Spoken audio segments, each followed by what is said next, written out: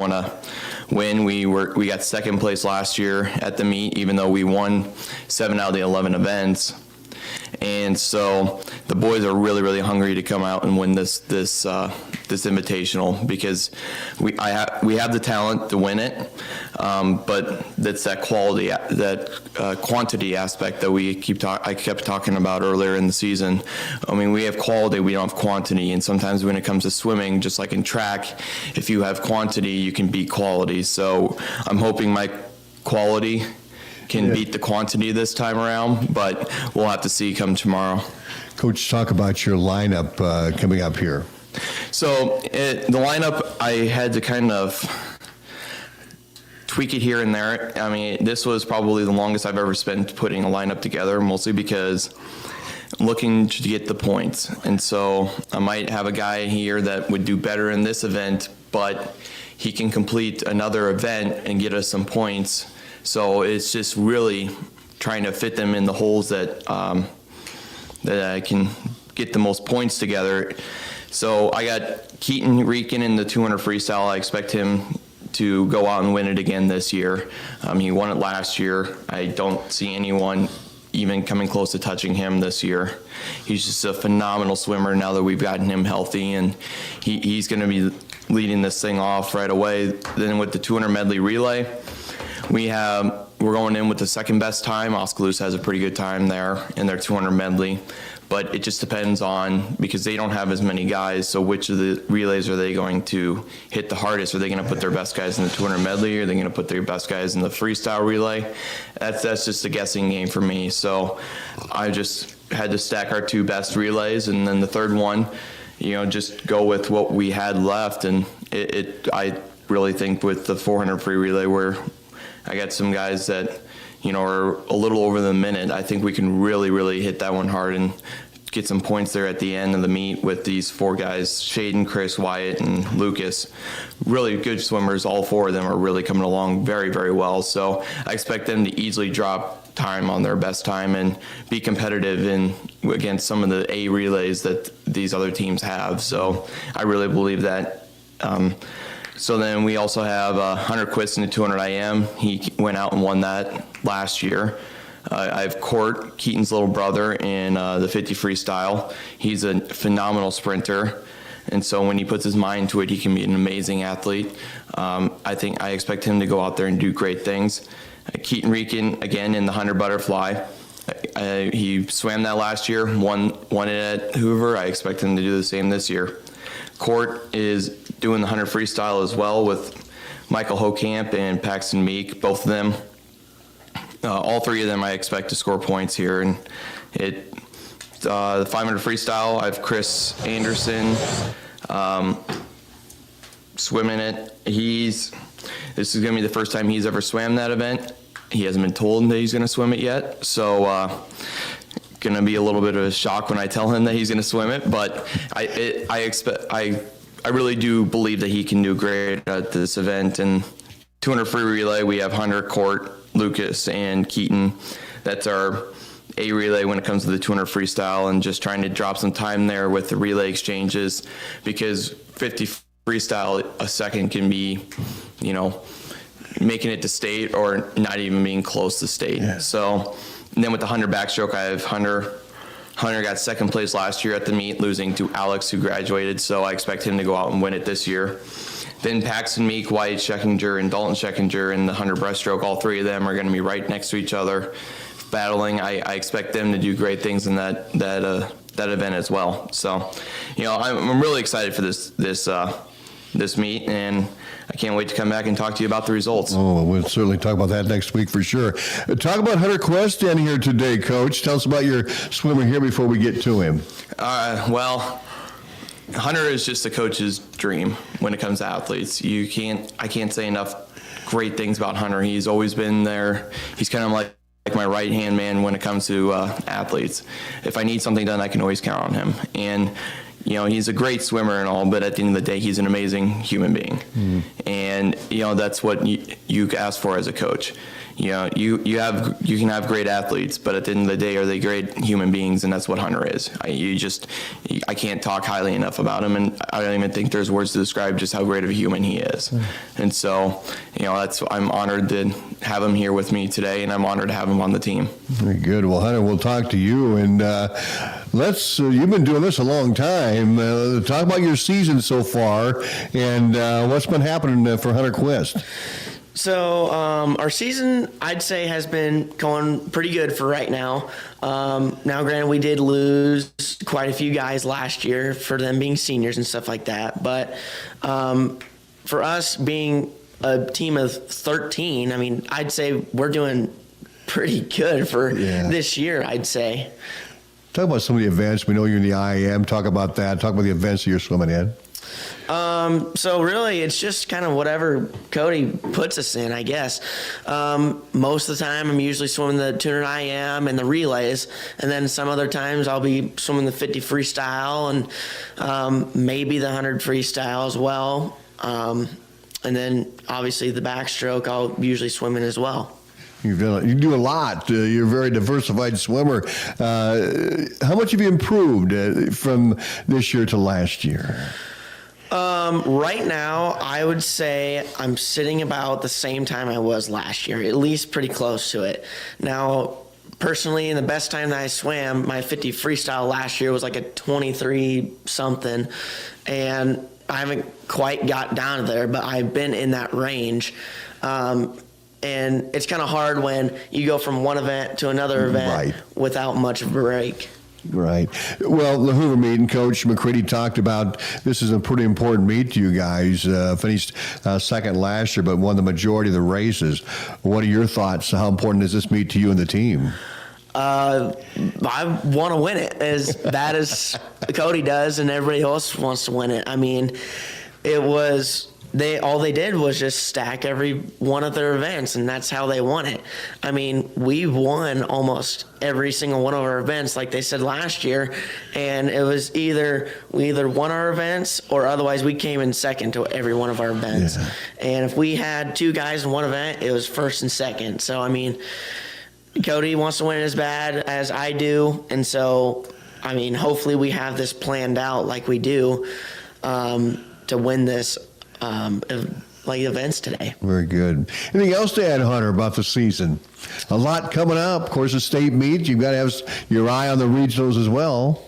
Yeah. I'm just hoping that one of us or even multiple of us make it to state this year. It was hard last year not making it to state for our relay. We had a chance, but I think there might be a chance that one of us can make it in an individual event. Awesome. Hunter, thanks for coming in. Appreciate you. Coach, we'll wrap things up next week. You have a home meet. What's coming up next week then? Yeah, so we're really hitting the bulk of our season here when it comes to the meets. We have one today with Hoover. Then we have our first home meet out of the two on Tuesday. We have where we invite Waukee and Sioux City West. We've been doing that meet since I started swimming. So that meet's been around for a long time. Both those teams really enjoy this meet, and we're planning on having it again this year. Then we go to Fort Dodge. Fort Dodge, the Rusty Garson Invitational. Can't tell you the last time we've actually been there because it's been canceled almost every single year. That's the meet that we joke around about, that it always gets canceled because of snow. So we might make it this year. I don't know, but we're due for snow, Coach. So we'll see. I mean, par for the course. So I mean, I don't expect us to go to the meet, but because that's just how the trend goes. But you never know. Maybe we might have it this year. Then the 20th, the senior night, we have Lewis Central, and we'll be honoring our 4 seniors that night. Then we have the Lewis Central Winter Classic coming up on the 25th, and then we wrap the regular season up on the 30th with Triangular against Carrol and Spencer up in Carrol. And then we have the regional meet. I haven't heard where we're going to regionals at. I think based on the district locations, I think we'll be going to either Waukee or Johnston. 2 very, very fast pools, 2 very good pools. And, at the end of the day, I think I really believe deep down that we can get someone to that state meet. We haven't had anyone make it to state since 2018, and this is the year. I'm determined to have this be the year, and the boys are really putting their head down, and they're determined as well. And you just got to appreciate that as a coach. Very good. Well, Coach, thank you very much for stopping by. Hunter, thank you. Best of luck today at Hoover. The Trojans have a busy schedule coming up at Hoover today, and then home meet on the Tuesday the 14th, and much more coming up. We'll be back with more Atlantic Sports Saturday right after this. Like a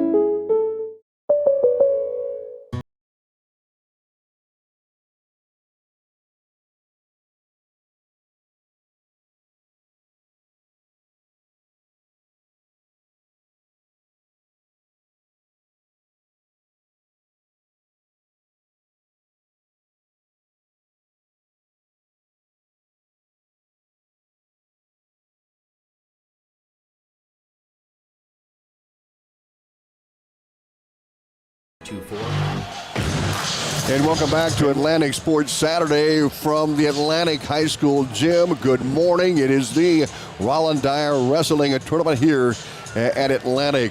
Coaches Show brought to you by State Farm. Elvis Haas, your local good neighbor. Cody Weaver, our play-by-play man, with us here, and we're going to be with you all day long. We'll have reports every half hour, or twice an hour, I would say, every half hour, and then, of course, Cody will have live play-by-play of the finals coming up here a little bit later on. A lot of ranked wrestlers here today. This is a very competitive tournament. Always look forward to this, and it just seems to grow and grow, Cody, with the competition, and not only from Iowa, but some outstanding teams from Nebraska as well. Yeah, you've got, Grand Island has been here. They went away for a little bit. They're back. And when you look at them, they're rated number 4 in Class B in Nebraska, and then you've got the number 1 ranked Class B team in Skutt Catholic, both.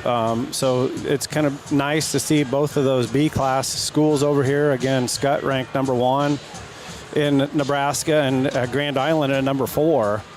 Sergeant Bluff-Luton, a 2A school ranked 2, Humboldt number 9. So there's a lot of ranked teams here, and when you get into the wrestlers, we'll talk about that a little bit, but there's between 50 and 60, or a little bit more than 60 ranked wrestlers by class or total. Teams here: AHSTW, Glenwood, Alta-Aurelia, Grand Island, Council Bluffs, Abraham Lincoln, Greene County, Atlantic, Griswold, Audubon, Humboldt, Bondurant, Farrar, Interstate 35, Carrol, Red Central DeWitt from Eastern Iowa is here. Sergeant Bluff-Luton, they're at Power.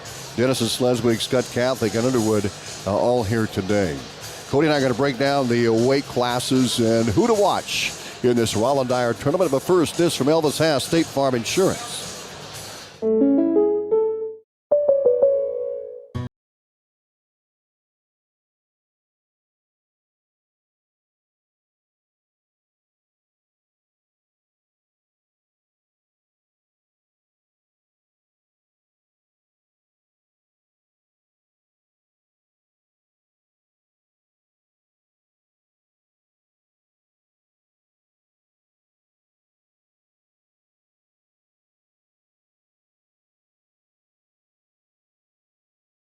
State Farm is there.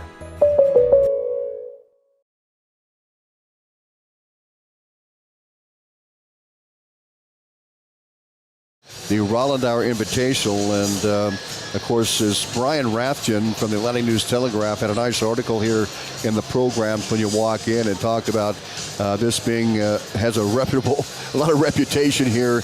Cody, let's take a look here at Class 1 at 106 pound here, and talk about the guys that ranked that we're looking at here. Yeah, at 106 pounds and 1A, number 7 ranked Jackson Page of Alta-Aurelia. 1A, number 8, Avery Vacek of Underwood. Class A in Nebraska, you got Blake Eddy of Grand Island, ranked number 9.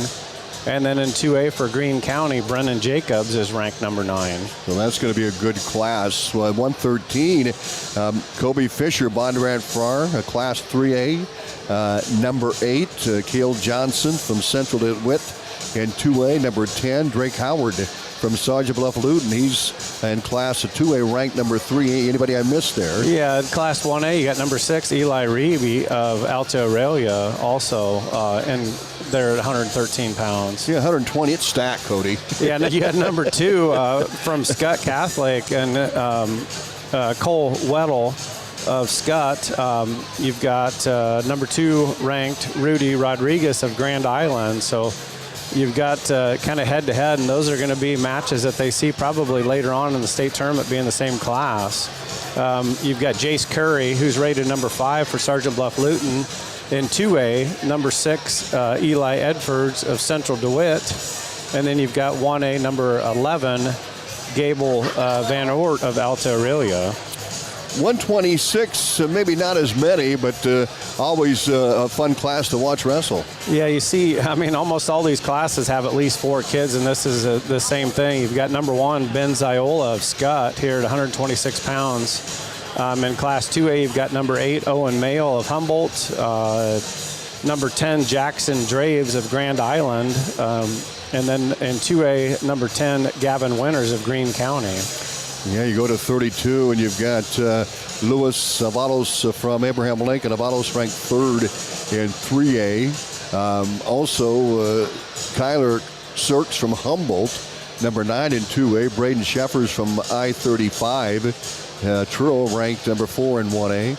Alex Gates of Grand Island. He finished 2nd at the Council Bluffs Classic, and he's here in Atlantic. Yeah, it's going to be a tough weight class as well, and I don't know if you said Kyler Kirks or not of Humboldt, but he's number 9 there in 2A. So, what about 138? I know Aiden Smith is the wrestler for Atlantic we're watching. He's chasing that 116 pin career mark. Well over 150 wins here, Cody. So he's one of the top wrestlers in that class. Right. That's they got 3 ranked wrestlers there. Gatlin Krepla of Skutt is number 3 in Nebraska. In 2A, you've got Aiden Smith, who's number 4, and then in 2A also you got number 12, Tice Clarkin, which I believe they probably would have met at the Humboldt tournament earlier this year, which Smith was able to win that. 144, Calvin Hayes of Atlantic. He's ranked number 12 in 2A. Brady Beers of Humboldt ranked number 8 in 2A. Ben Walsh of Sergeant Bluff-Luton ranked number 6 in 2A. Nick Pasuti from I-35. He's ranked number 12 in 1A. And Lucas Bowes from Underwood ranked number 6 in Class 1A. Yeah, Calvin Hayes, coming in at number 12 there. And if you look at 144 and 215, maybe 175, you've got 7 to 8 wrestlers ranked in those weight classes. Well, we move up to 50 and bring us some of those top wrestlers we're watching today. And there's just 2 ranked right now. It's Tyler Harrell of Skutt. He's number 1 ranked in Class B there in Nebraska. And in 2A in Iowa, Sergeant Bluff-Luton, Aiden McRoberts is rated number 5. Move up to 165 with Jordan Ryle from Bondurant Farrar in Class 3 and number 5. Adam Byer of Red Oak in 2A ranked number 10. Ben Codum from Sergeant Bluff-Luton ranked number 1 in 2A.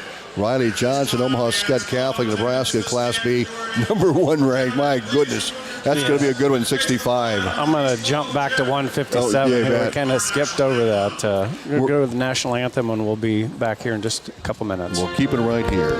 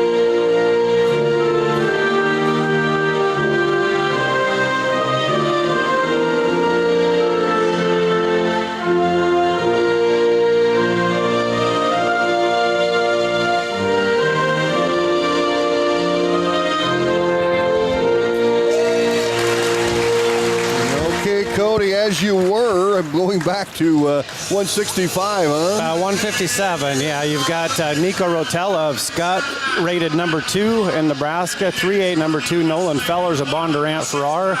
Number 3, Caden Harder of Grand Island. Class 1A, number 6, Will Buckhold of Underwood. And Class 2A, number 9, Brent Denhart of Greene County. All right, we've got just a couple of minutes here. We're going to work through these very quickly here. At 175, Kieran and Polky from Carrol. In 2A, rank number 6, the Deacon Miller of Greene County. In 2A, number 8, Landon Halverson of Humboldt. In 2A, rank number 10, Xavier Ellington of Sergeant Bluff-Luton, ranked number 1 in 2A. Caden Baxter, AHSTW, in 1A, rank number 5. 190 pounds is Brody Hendricks of Humboldt. He's rated number 1 in the state. Out of Nebraska, you have number 2, Hudson Oliver of Grand Island. Number 6, Clayton Lindley of Skutt. 1A, Hayden Huon of Underwood. And 2A, number 11, Quentin Polking of Carrol. Go ahead and continue 215 pounds. It's another Ziola. It's the big Ziola, Cade Ziola. He's rated number 1 here out of Skutt. 2A, number 1, Mason Kohler of Glenwood. 2A, number 3, Chris Rage of Central DeWitt. Class A, Ryan Boley of Grand Island. And then 1A, number 8, Angel Barajas of Alta-Aurelia. And at 285 pounds, you've got number 3, Evan Sorensen of Atlantic. 1A, number 6, Henry Lund of AHSTW. And 2A, number 7, Drake Buth of Glenwood. So those are the ranked wrestlers here at the Rollin Dyer.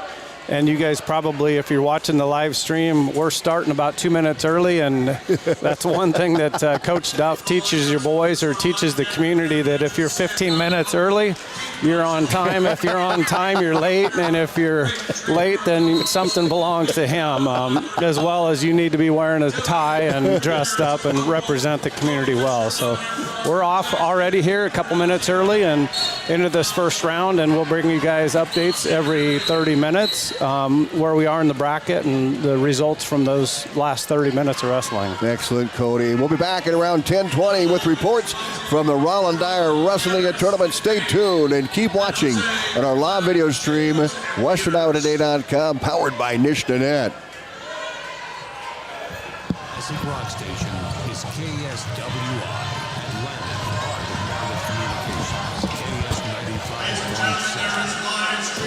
ABC News, I'm Brian Clark. A Palisades fire flare-up triggered more evacuation orders in Southern California. 150,000 people are evacuated. Fires have damaged or destroyed over 12,000 buildings and are blamed for at least 11 deaths. Local residents like Kelly Unger just grateful for the helicopter crews who are fighting from above. You can tell they're all working really hard. They must be very tired. They're keeping the neighborhood safe as best as that they can, you know. It's just hearing them go over is reassuring. The wind could pick up today and increase the fire risk. It's winter weather that's iced over the southeast. Officials in Georgia asking people to stay off the roads until at least midday. There are more than 70,000 power outages in the Atlanta area from a winter storm. The Supreme Court set to decide the future of TikTok in the U.S., and justices Friday signaled they are likely to uphold the ban that takes effect January 19th. This is ABC News. Struggling with back taxes or unfiled returns? Owe the IRS $10,000 or more? With the IRS ramping up enforcement, taxpayers across the country are turning to tax relief helpers. Call 800-885-0622 now. End IRS stress today. Stop collection efforts, wage garnishments, and sleepless nights. Tax relief helpers can help you or your business settle your tax debt quickly and affordably. Call the Tax Relief Helpers hotline at 800-885-0622. That's 800-885-0622. Start your relief today. KS 95. Oh, the late, great Jim Morrison, of course, along with Ray Manzarek, who's passed away, sadly, and surviving members, John Densmore and Robbie Krieger, who actually co-wrote that song, Peace Frog, for the Morrison Hotel. And do you remember hearing about that over the holiday break? I think it was even in Christmas. The building that used to house the Morrison Hotel with the famous album cover from the Doors, Morrison Hotel, burned to the ground. Yeah, in L.A. It had nothing to do with these fires. It was just an old part of town, and it apparently was a fire trap. On the way, get ready. Gonna rock our butts off with some CCR, Patty, and Bad Company.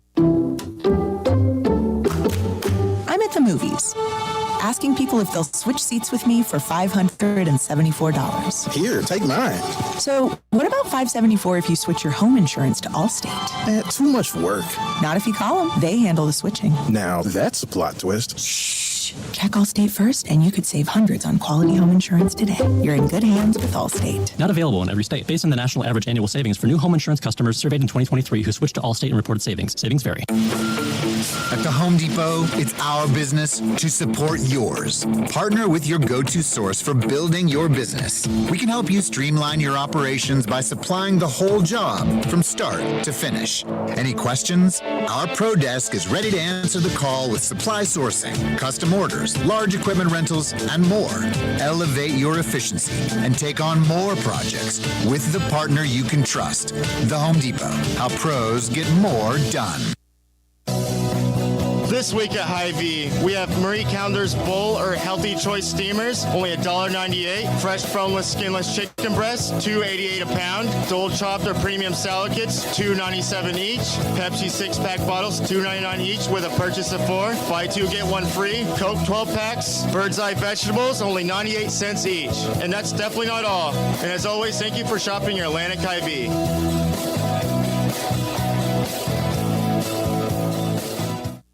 Get ready for a fresh start at Greg Young Atlantic. Our Greg Young Fresh Start program helps you hit the road with confidence, overcome credit challenges with personalized financing, and a wide selection of great vehicles. Visit us today to find your brand new Chevy, GMC, Chrysler, Jeep, Dodge, or Ram, or check out our huge pre-owned selection at GregYoungAtlantic.com and GregYoungCDJRAtlantic.com. And to apply. Don't miss out on this incredible offer. Here at Greg Young, we go the extra mile for you.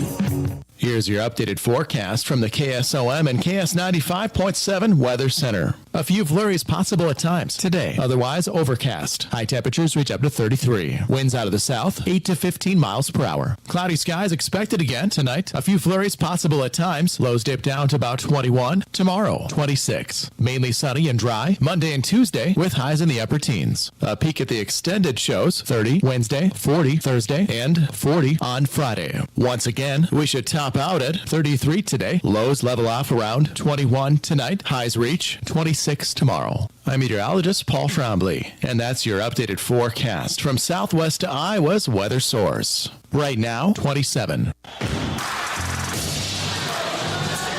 Welcome back to Atlantic, the Rollin Dyer Wrestling Tournament, and we are well underway and running very efficiently here, Cody. We're going to have results starting at 106, and we've got weights up to 157 that had some of those wrestle-ins coming up as well. We'll start with 106, but first, right after these, you're listening to Rollin Dyer Wrestling, covered to 95.7 FM and our live video stream, WesternIowaToday.com. Olson's Outdoor Power is your one-stop service and equipment shop for all things outdoor. We sell the best power sports products in the business, from Polaris, Can-Am, Sea-Doo, and Ski-Doo, trailers to tackle any job from H&H, Triton, and Wilson, and we continue to lead the way in lawn and garden equipment with great products from Exmark, Dixie Chopper, Husqvarna, Cub Cadet, Steel, and Echo. Add factory-trained technicians in 2 locations, and it's easy to see why Olson's Outdoor Power is the leader in all things outdoor. Olson's Outdoor Power, your one-stop service and equipment shop with locations in Atlantic and Carrol. First Winnie Bank is the longest standing locally owned bank in Atlantic, and as such, we take pride in how we serve our community. For generations, we have been involved with our customers and their families by getting involved in community events and by supporting technology and teaching financial literacy in our schools. You'll also see our support of athletics on the scoreboards at home events. It's this involvement that allows us to know our customers and their families for generations. First Winnie Bank, the only bank you'll ever need. Member FDIC. Welcome back to the Rollin Dyer Wrestling Tournament. What do we have? Close to 60 ranked wrestlers in this building here today. What a tournament we have, and we're going to start at 106. Cody Weaver, tell us what we have here. Yeah, at 106 pounds, your number 1 seed Jackson Page of Alta-Aurelia received bye that first round. The next match down is Leighton Elmquist of Audubon. A freshman took on Brendan Jacobs of Greene County. Jacobs of Greene County won that by major decision, 9-0. It was Avery Vacek of Underwood taking on Isaac Zarate of Red Oak. Vacek of Underwood won that by fall in 5-32. Your number 4 seed Josh Gray, Sergeant Bluff-Luton, took on Evan Fellers of Bondurant Farrar, and Gray won that by an injury default in 4 minutes, 39 seconds. Keaton Schrader of Atlantic, your number 3 seed, took on Daniel Perez of Denison, Schleswig. Schrader won that by fall in 56 seconds. Colin Tedrow of Carrol took on Braden Trammer of Council Bluffs AL. Trammer of Council Bluffs AL won that by fall. It was Nick Bell taking on Dylan Frideris of Humboldt. Frideris of Humboldt won that match by fall, so he advances on that front side. And Blake Eddy, your number 2 seed from Grand Island, received bye that first round. 113 pounds, Kobe Pfizer, your number 1 seed from Bondurant Farrar, won by a tech fall at 17-1 in 2 minutes and 15 seconds over Jackson Corneliuson from Abraham Lincoln.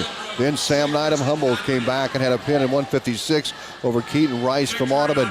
Colin Harris, it didn't take him long. Colin Harris of Atlantic stepped to the mat at 113. He's 22-7, now 23-7. He had a pin in 19 seconds over Jake Kincaid of Carroll High. Also at 113 pounds, Eli Reeb of Alta-Aurelia. He drew a bye. He'll face Harris next.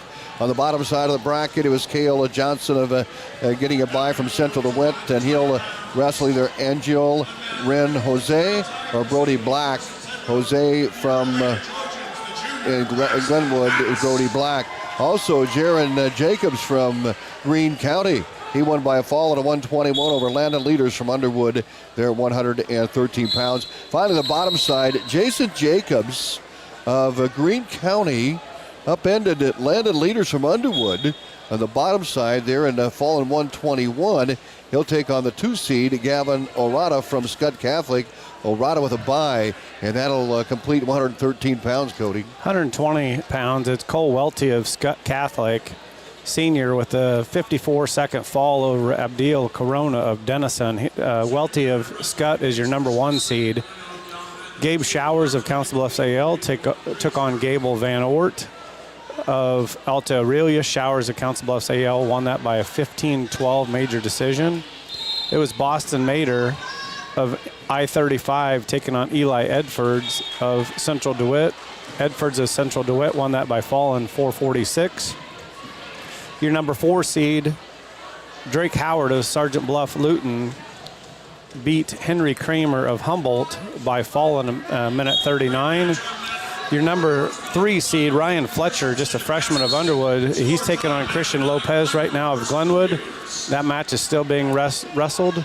It was Lane Elmquist of Audubon taking on Gavin Winters of Greene County. Winters won that by fall in a minute 34. Your next match down there is Braxton Haas, and he's currently on the mat taking on Carson Tedrow.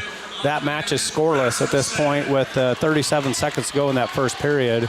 And your number 2 seed, Rudy Rodriguez of Grand Island, received bye that first round. 126, the number 1 seed, Benjamin Ziola from Skutt Catholic, won by a tech fall of 135 over Drake Johnson of Alta-Aurelia.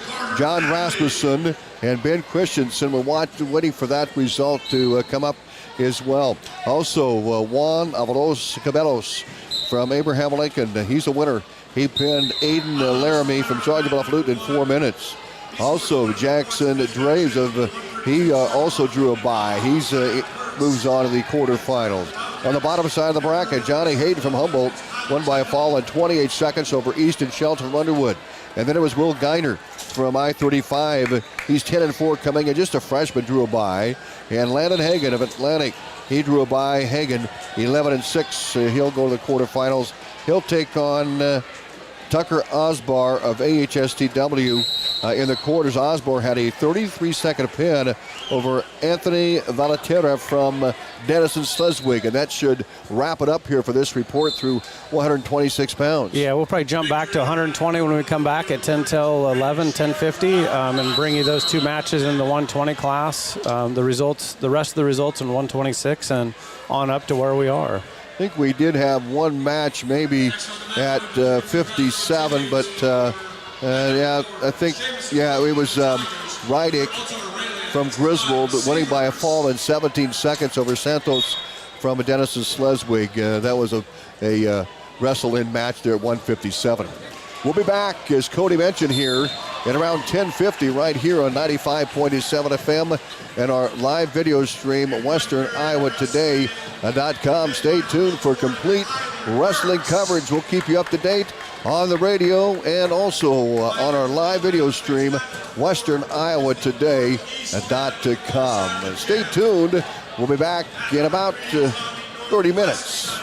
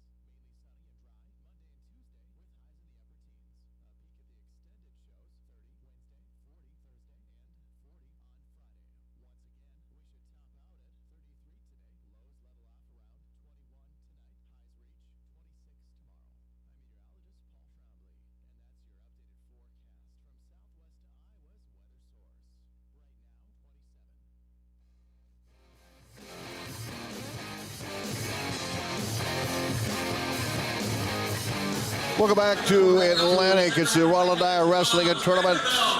Tom Robbins alongside Cody Weaver here at 95.7 FM and our live video stream at westernowtoday.com, powered by Nishnet. Huge crowd here at Atlantic for this tournament with AHSTW, Glenwood, Alta-Aurelia, Grand Island, Nebraska, Abraham Lincoln, Council Bluffs, Greene County, Griswold, Humboldt, Atlantic, Audubon, Bondurant, Farrar, I-35, Carrol, Red Oak, Central DeWitt, Sergeant Bluff-Luton, Denison, Schleswig, Skutt Catholic, and Underwood, all here today. Over close to 60 ranked wrestlers competing here in this prestigious Rollin Dyer tournament. A former longtime athletic director and one of the pioneers who started the Atlantic wrestling program back in the late 60s.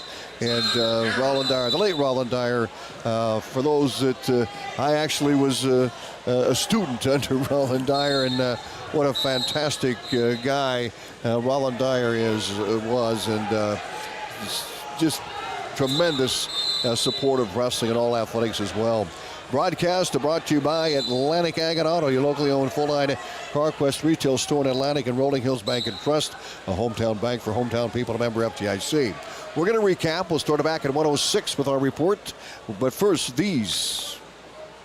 Have you ever heard the saying, people spend their life building wealth and neglecting their health, only to wish they could trade their wealth for better health at the end? This is Dr. Fritz Beyer, and it has now been over 30 years since my first chiropractic adjustment. I still get asked, do you get adjusted? Absolutely. I try to get adjusted at least once a month. I'm 47 now and still try to stay as active as ever. While I do get a few more aches and pains than when I was younger, it feels great to be able to step on the mat and help kids learning to wrestle. Chiropractic has helped me feel young enough to do it. If staying active is part of your future plans, call 254-BODY to get your body back to the basics.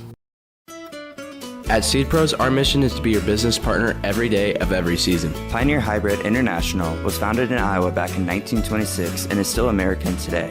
Not many other seed providers can make that claim. We partner with you to continually push the limits by combining elite seed genetics, local infield knowledge, along with customer service second to none. We are with you from the word go. Contact Mark Van Tiger, Gary Dinkla, Nick Knutson, or John Becker to partner with a team that puts your business needs first.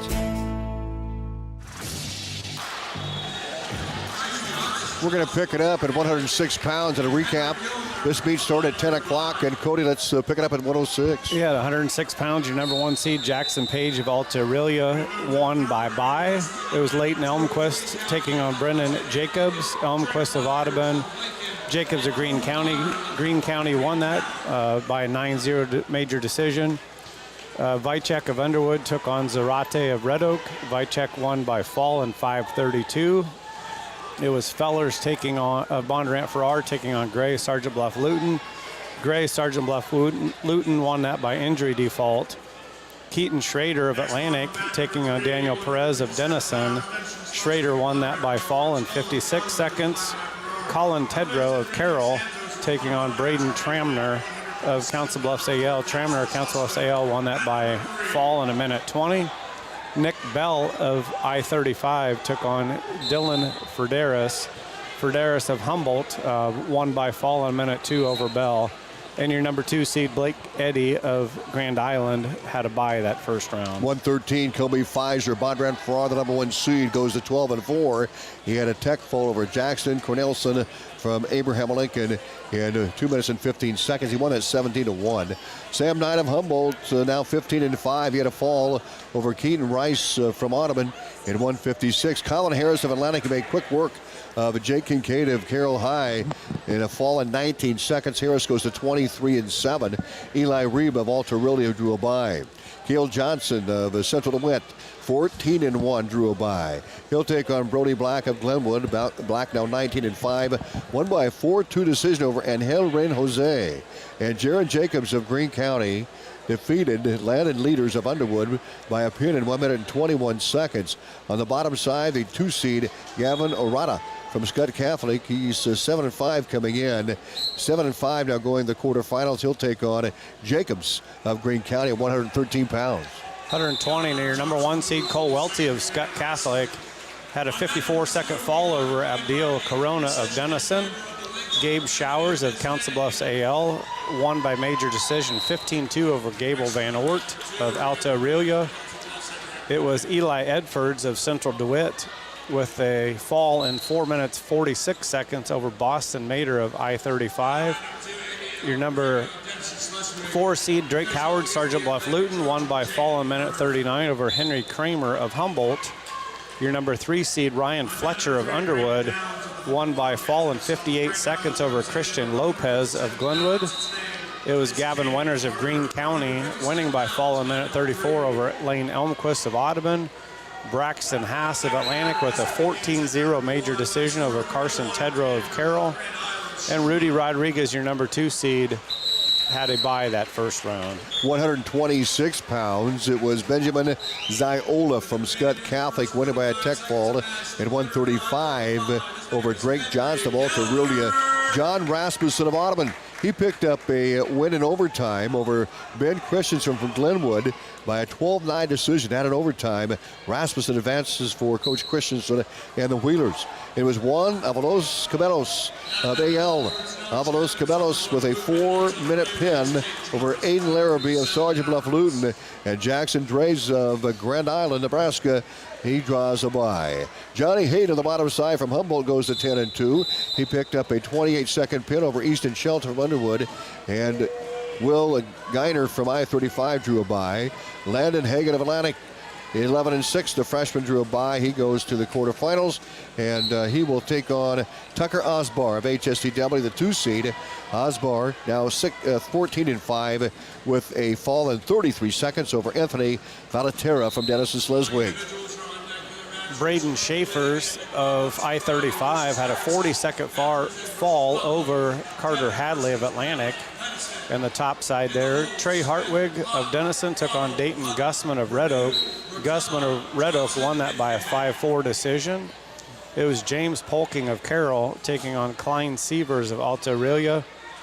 That was an overtime match where Jameson Polking won by takedown or 12-9 decision.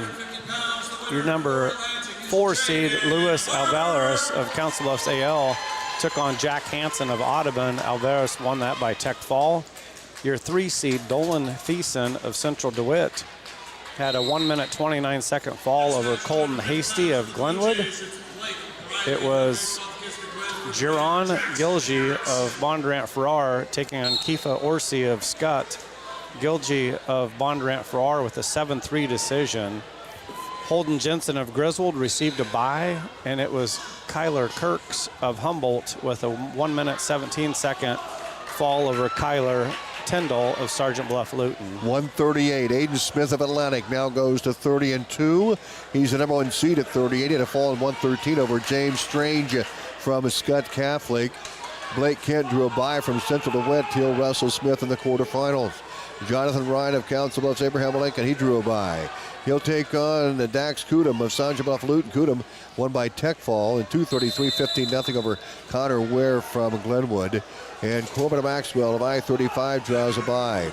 Dane DeVault of Underwood won by a tech fall, 20-3 and 4:51 over Jackson Grave of Denison Schleswig.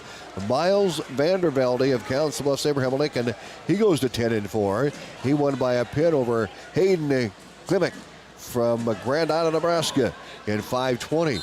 And on the bottom side of that bracket, it was Tice Clarkin of Humboldt, winning by a fall in 43 seconds over Nolan Smith of Griswold. Clarkin, the 2 seed, now goes to 17-2 of the year.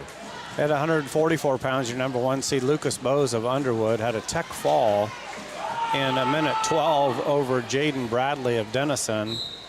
Calvin Hayes of Atlantic had a tech fall win over Hayden Garlow of Alta-Aurelia. Landon Corey of Bondurant Farrar with a 38-second fall over Ethan Baxter of Griswold. And it was your number 4 seed Gavin Peterson with an 18-second pin over Mason Bach of Central DeWitt. Your number 3 seed there, Nick Pasulti of I-35, had a 52-second fall over Drake Kiesel of AHSTW. It was Owen Peverell taking on Ben Walsh of Sergeant Bluff-Luton. Walsh of Sergeant Bluff-Luton with a 55-second fall. Trenton Byers of Council Bluffs AL with an 8-3 decision over Crew Connor, and your number 2 seed there at 144 pounds, Brady Beers of Humboldt, received a bye. And 150 pounds, and this will about wrap up the report. Tyler Harold of Skutt Catholic goes to 6-2. He's the number 1 seed here, and he won by a tech full over Cooper Jorgensen of Central DeWitt in 144, 22-5 there at 150 pounds, the number 1 seed. Bryce Johnson of Abraham Lincoln taking on Henry Geiner from I-35, and Geiner wins by a pin in 250. Jack Standerson from Audubon, he's picked up a win, a fall over Wyatt Silk of Griswold in 121, and Jackson Krukoff of Humboldt, he drew by. Jaden Harder of Atlantic wrestling at 150 pounds to Trojans. He won by a pin in 147 over Andy Alvarenga of Denison Schleswig. Harder now 25-6 on the season. That'll do it for this update. We'll be back with another report coming up at around, looks like 11:20 here. We'll have another update here on 95.7 FM and our live video stream of WesternIowaToday.com. Classic Rock, KS 95.7.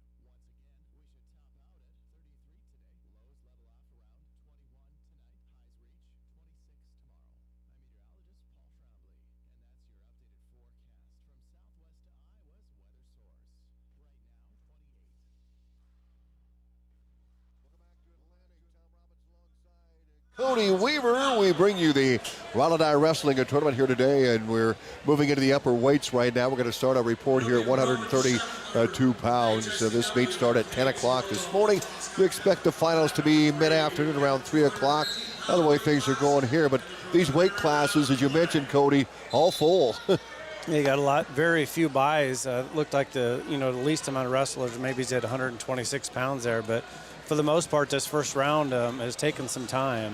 Starting at 10, and we're a little bit after 11. We're up to roughly 165 pounds on most mats now, so we're working our way up through there. Broadcast brought to you in part by Greg Young Automotive Group in Atlantic. They go the extra mile for you. And Oak Point Wealth Management. Aaron Friend, Oak Point Wealth Management, located inside Snyder & Associates in Atlantic and Olson's BP. Great food, Godfather's Pizza, and quality BP fuel. The Keep You Going company, Olson's BP in Atlantic. We're back with a report right after these. At 2nd Street Auto, it's our mission to get you back on the road fast. And it all starts with free local towing. Once you're back at the shop, we talk you through your car repair with a free and fair estimate. We do everything in-house so you know who's working on your car. Our Hercules tires come with free road hazard repair, free rotation for the life of the tires, and a free alignment check. And nobody can beat our transmission rebuild and repair experts. Brakes, tune-ups, oil changes, preventative maintenance, and service work make 2nd Street your first stop. Cass Health in Atlantic, Iowa is a nationally recognized hospital, and we are proud of the awards and all of our recent accomplishments. But do you know what drives us to be the very best? You. We're passionate about helping our patients heal and feel their very best at any age and any stage of life. Cass Health, neighbors caring for neighbors.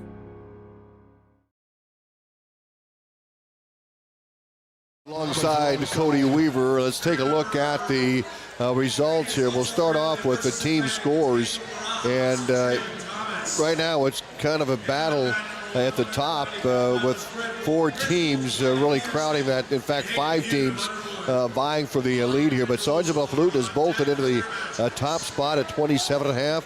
Humboldt second, 23.5. Omaha Skutt Catholic third with 23.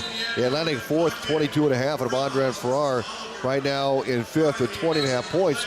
You still have Greene County, Underwood, they're all right in there in the top 10. And it's early yet, but it's going to be a scramble there on who wins this tournament here today. Well, Cody, let's take a look at 132 pounds. 132 pounds, your number 1 seed, Braden Sheffers of I-35, had a 40-second fall over Carter Hadley of Atlantic. It was Dayton Gussman of Red Oak with a 5-4 decision over Trey Hartwig of Denison. It was Jamison Polking in overtime with a 12-9 decision over Klein Sievers of Alta-Aurelia. Your number 4 seed, Luis Alves of Council Bluffs AL, had a tech fall over Jack Hansen of Audubon. Your number 3 seed, Dolan Thiessen of Central DeWitt, had a fall in 1:29 over Colton Hasty. And it was Jerron Gilgy of Bondurant Farrar with a 7-3 decision over Kiefer Orsi of Skutt Catholic. Holden Jensen of Griswold received a bye. And your number 2 seed, Kyler Kirks of Humboldt, with a 1:17 fall over Kyler Tyndall. 138 pounds, Aiden Smith of Atlantic. He goes to 30-2 with a fall over James Strange of Skutt Catholic at 113. Smith, the number 1 seed. Kent Blake drew a bye, and he'll be wrestling Smith in the quarterfinals. Jonathan Ryan at 138 draws a bye. He'll take on Dax Kudum of Sergeant Bluff-Luton Kodum, won by a tech fall at 233, 15-0 over Connor Ware of Glenwood. And Corbin Maxwell of I-35 draws a bye. Maxwell 15-4 coming in. Jackson Grave of Denison Schleswig, he was defeated by Dane DeVault of Underwood by a tech fall, 20-3 and 451. And it was Miles Vandervelde of Council Bluffs Abraham Lincoln. He defeated Hayden Clement from Grand Island, Nebraska. Clement lost by a fall of 5-20 to Vandervelde of AL. And then Tyce Clarkin, the number 2 seed at 138 pounds. He pinned Nolan Smith of Griswold in 43 seconds. Clarkin 17-2 on the year for Humboldt at 138 pounds. At 144, your number 1 seed Lucas Bose of Underwood with a tech fall in a minute 12 over Jaden Bradley of Denison. It was Calvin Hayes winning by tech fall over Hayden Garlow of Alta-Aurelia. Landon Corey of Bondurant Farrar with a 38-second fall over Ethan Baxter of Griswold. And Gavin Peterson of Grand Island with a 18-second fall over Central DeWitt, Mason Bach. Your 3 seed Nick Pasuti with a 52-second fall over Drake Kiesel of AHSTW. It was Ben Walls, Sergeant Bluff-Luton, with a 55-second fall over Parraville of Glenwood. Trenton Byer of Council Bluffs AL with an 8-3 decision over Crew Connor. And your number 2 seed Brady Beers had a out of Humboldt had a bye that first round. Let's take a look at 150. Number 1 seed Tyler Harrell of Skutt Catholic won by a tech fall over Cooper Jorgensen of Central DeWitt in 1 minute and 44 seconds. That was 22-5. Bryce Johnson of Council Bluffs, Abraham Lincoln facing off against Henry Geiner of I-35. Geiner wins by a fall in 250 over Johnson. Then it was Jack Standerson of Audubon. He won by a fall in 121 over Wyatt Silk of Griswold. And Jason Kirchhoff of Humboldt drew a bye. Bottom side of the bracket, it was Jaden Hart of Atlantic going to 25-6 of the year. He had a pin in 147 over Andy Alvarenga of Denison Schleswig. And Jordan the Schumacher from Grand Island, he picked up his 9th win of the season. He's 9-18. He won by an 8-4 decision over Colton Johnson of Underwood. Also on that bottom side of that bracket, it was Blake Briley Bondurant Farrar winning by a tech fall in 151, 17-2 over Jackson Erickson of Glenwood.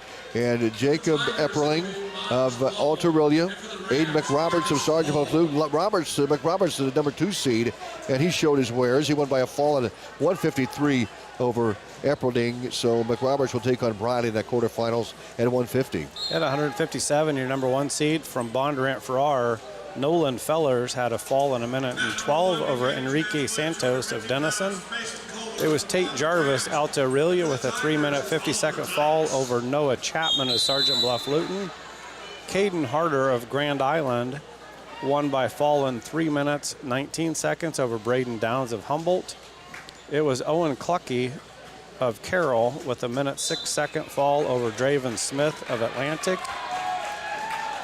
Clucky, a number 4 seed. Your number 3 seed, Brent Denhart of Greene County with a 1-minute-27-second fall over Colton Peniston, Central DeWitt. Will Buckholt of of Underwood with a 39-second fall over Tristan Atherton of Council Bluffs AL. Reese Faubel of Glenwood with a major decision over Maverick Hutton, 13-4. And your number 2 seed, Nicholas Rotella of Skutt Catholic had a 1-minute 42-second fall over Jackson Purdue of Red Oak. 165, Riley Johnson, number 1 seed from Skutt. He extends his record to 16-4. He pins Roland Hinman of Atlantic in 1 minute 24 seconds. Mason Kasperbauer fell short to Callan Hersey. Hersey from Central DeWitt pinned Kasperbauer from Audubon in 26 seconds. Then it was Carter Peterson of Grand Island winning by a fall in 2:38 over Javier Medina from Denison Schleswig. Deegan Miller of Greene County won by a fall in 3:34 over Trayton Williamson of Glenwood. On the bottom side of the bracket, Jordan Ryle from Bondurant Farrar won by a tech fall in 2:18, 16-1 over Jace Maxwell of I-35. Adam Byer of Red Oak won by a 15-1 major decision over Samuel Holsing from Underwood. And then on the bottom side, Nash Larson of Alta-Aurelia pinned Trey Al-Hamid from Humboldt in 3 minutes and 18 seconds. And it was Bo Kodum from Sergeant Bluff-Luton pinning Quentin Rucci Wilson in 52 seconds. Rucci Wilson from Griswold. Kodum, the number 2 seed, moves on to quarterfinals. I mean, just a little bit of interesting there. Bo Kodum of Sergeant Bluff-Luton, your number 2 seed, is ranked number 1 in the state in Iowa, and he's taking on a kid from Skutt in Omaha. So it'll be interesting to see if those two make it to the finals, how that match turns out. Yeah, and he's number 2 seed in that bracket too, right, Cody. Yeah, so 175 pounds. The results we have for that bracket so far, Xavier Ellington, your number 1 seed, Sergeant Bluff-Luton, had a 26-second fall over Edwin Magana of Denison. It was Cohen Dighton of Council Bluffs AL winning by fall in 3 minutes over Noah Reeves. It was Cole Urbanak of Skutt Catholic over Callan Cleaver of Atlantic in a 45-second fall. Andrew Pittman of Grand Island won by fall in 2 minutes over Hayden Van Tiger of Greene County. Your number 3 seed, Bodie Stanley of I-35 with a 1:56 fall over Charlie Myers of Underwood. It was Landon Halverson of Humboldt with 11-4 decision over Brody Grell of Central DeWitt. And your number 2 seed there, Caden Baxter of AHSTW, has received a bye. And there should be Niall Lundville of Glenwood on the mat taking on Talon Dove right now. That's the only one that we don't have finalized for that 175-pound bracket. You bet. At 190, Brody Hendricks, the number 1 seed from Humboldt, he moves his record to 17-2 with a tech fall over Alex Hinkle from Audubon. Both those guys sophomores. Hinkle 7-13 coming in. Hendricks of Humboldt goes to 17-2. He is the number 1 seed. Andrew Johnson, Red Oak, and Caleb Pendergast from Sergeant Bluff-Luton, they wrestled, and it was Pendergast winning that by a pin in 3:39 over Andrew Johnson of Red Oak. Braden Gipple, a winner over Casimir Senef of Central DeWitt. Gipple a pin in 2:44 from Bondurant Farrar. Quentin Polking from Carrol High draws a bye. On the bottom side, Dylan Carpenter of Skutt Catholic draws a bye. And then it was Hayden Hune from Underwood, now 17-8. He had a fall over Wyatt Peterson of Griswold in 1 minute and 17 seconds. Donovan Hendrickson of Atlantic won by a 5-3 decision over Jacob Aust from Glenwood. So those two, that's interesting. 2 Hawkeye 10 conference wrestlers. They'll see each other again here in a couple of weeks in Atlantic on that Glenwood Surrender Atlantic Triangular, and of course the Hawkeye 10 conference tournament. On the bottom side, Cody, I'm looking for Abraham Bararias from Alta-Aurelia and Hudson Oliver from Grand Island, Nebraska. Bararias and Oliver. We'll see if they're out there somewhere, but if not, we're going to bring you that result coming up during the next report here at around 11:50. Anything else to add here? No, I think we'll be through that first round and into the quarters during the next report, and we can give you some quarter round matchups here as we go forward. For Cody Weaver, I'm Tom Robinson. Stay tuned to 95.7 FM for updates here for the Rollin Dyer Wrestling and Tournament, and also on our live video stream, WesternIowaToday.com, TV, and YouTube.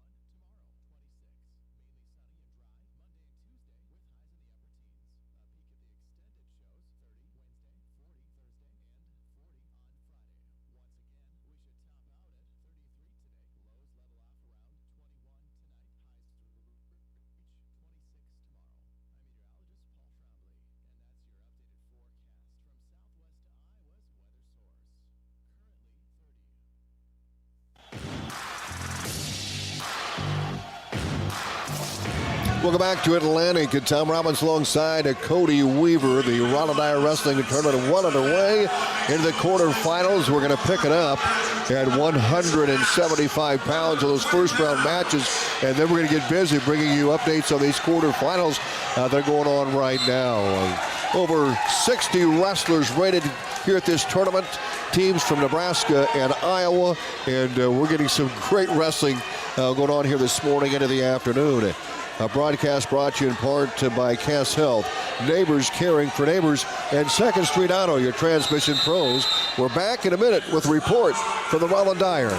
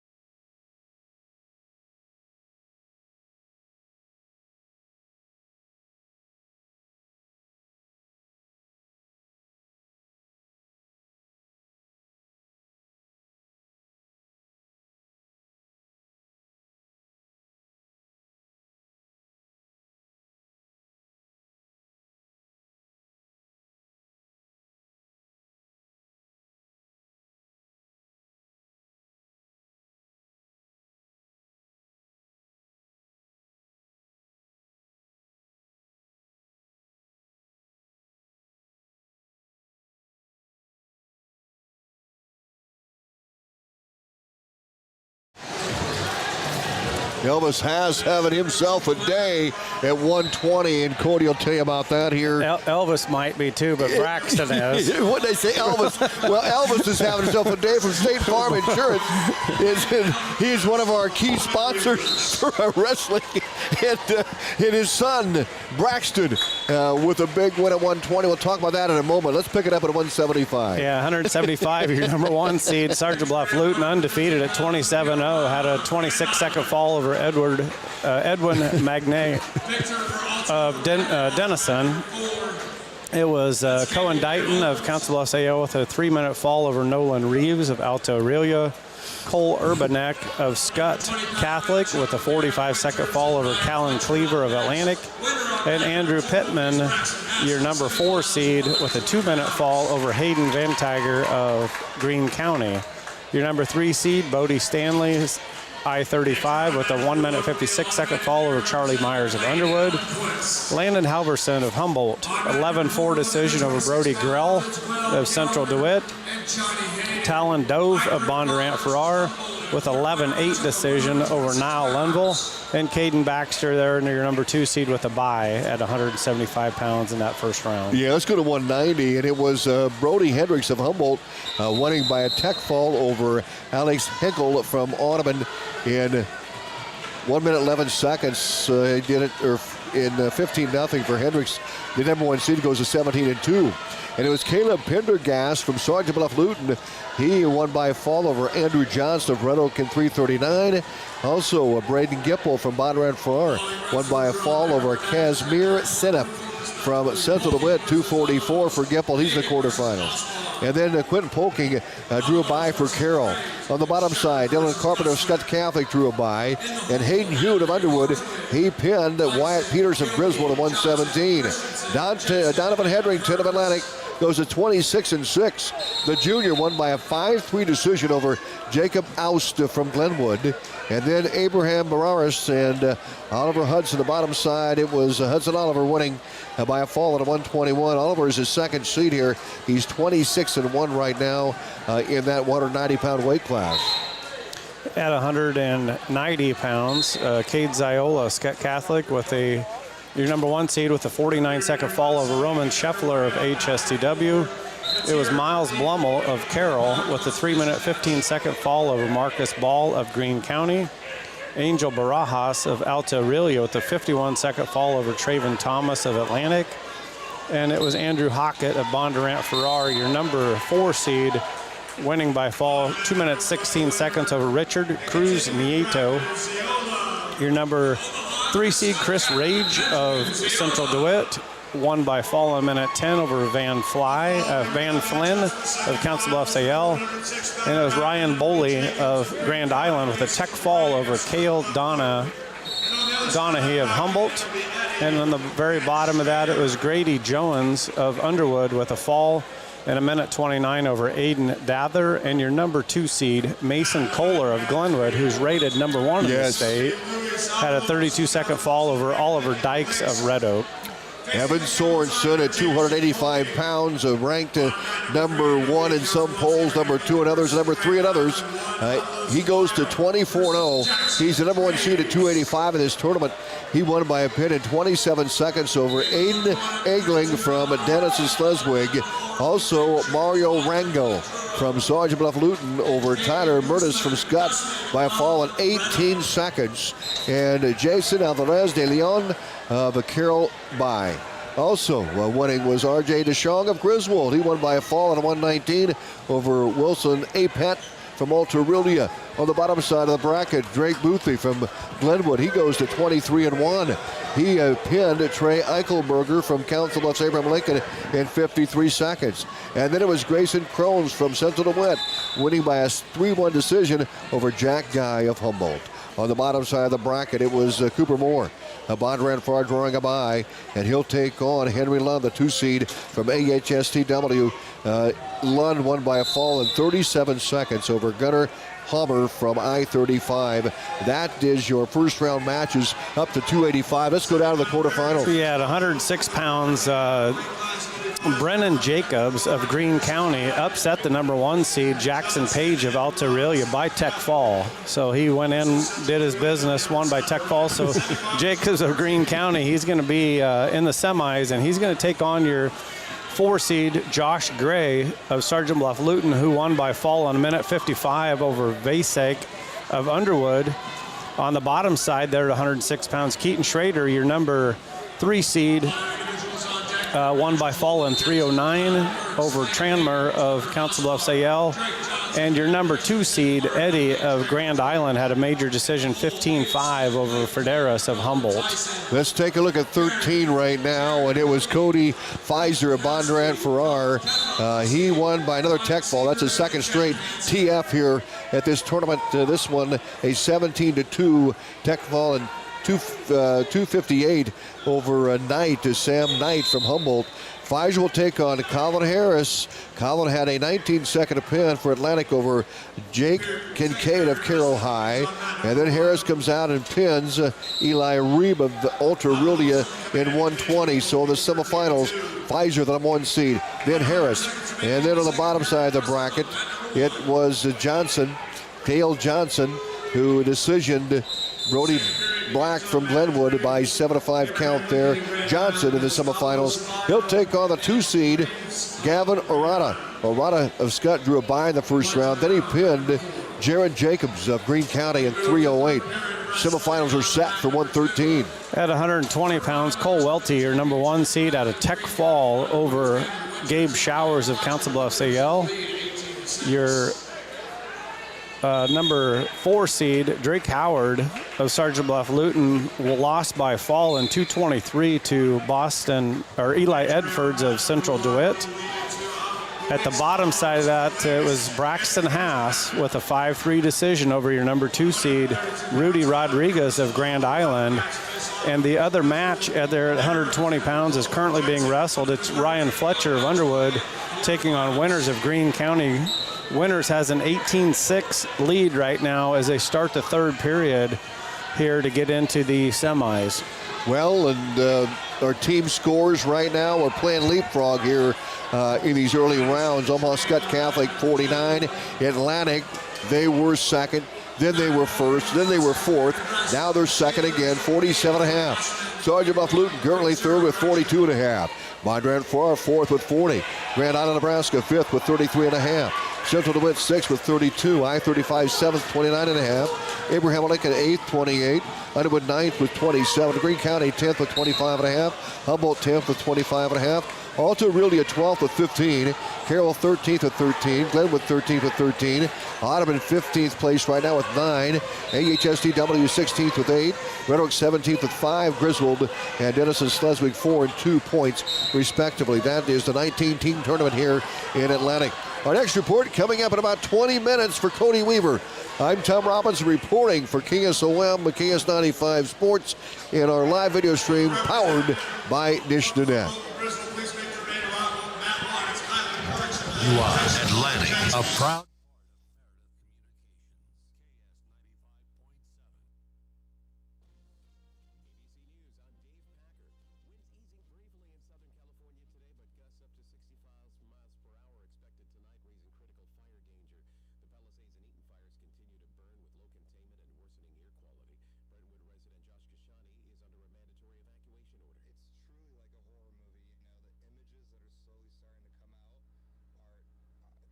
they don't look real.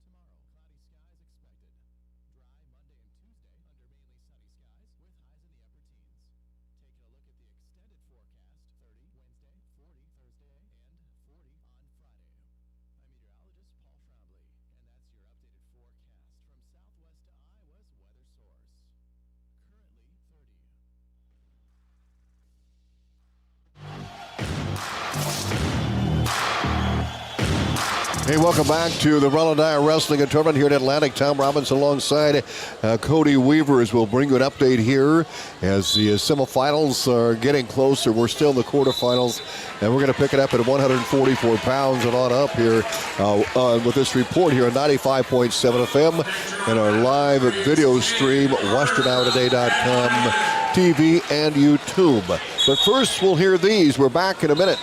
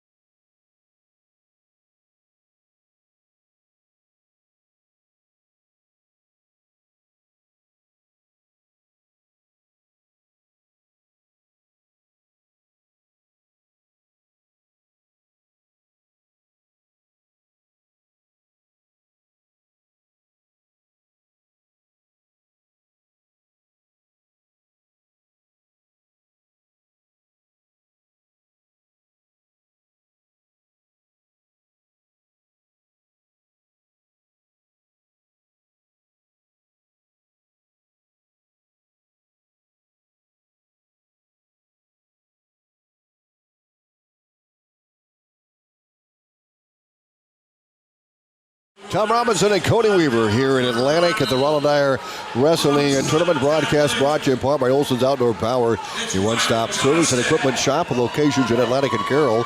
Also brought to you by First Whitney Bank, the only bank you'll ever need, First Whitney Bank. And Body Basic, call 254-BODY to get your body back to basics.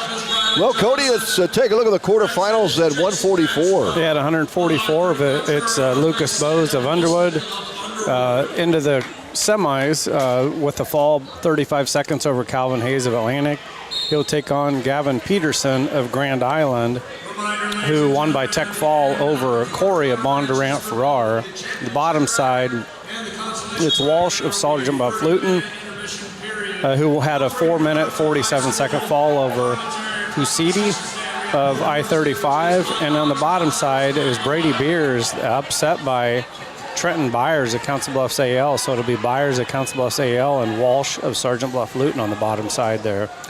150 pounds, Tyler Harrell of a Skutt Catholic won by a tech fall at 135, 18-3 over Henry Geiner from I-35. Harrell, the number one seed, is he just had a 6-2 record, and he picked up his 8th win, and he's 8-2 now. He'll take on Jason Kirchhoff of Humboldt, who decisioned Jack Standerson of Audubon 6-5. So Harrell, Kirchhoff on the top side. On the bottom side, it is Jaden Harder. No surprise here.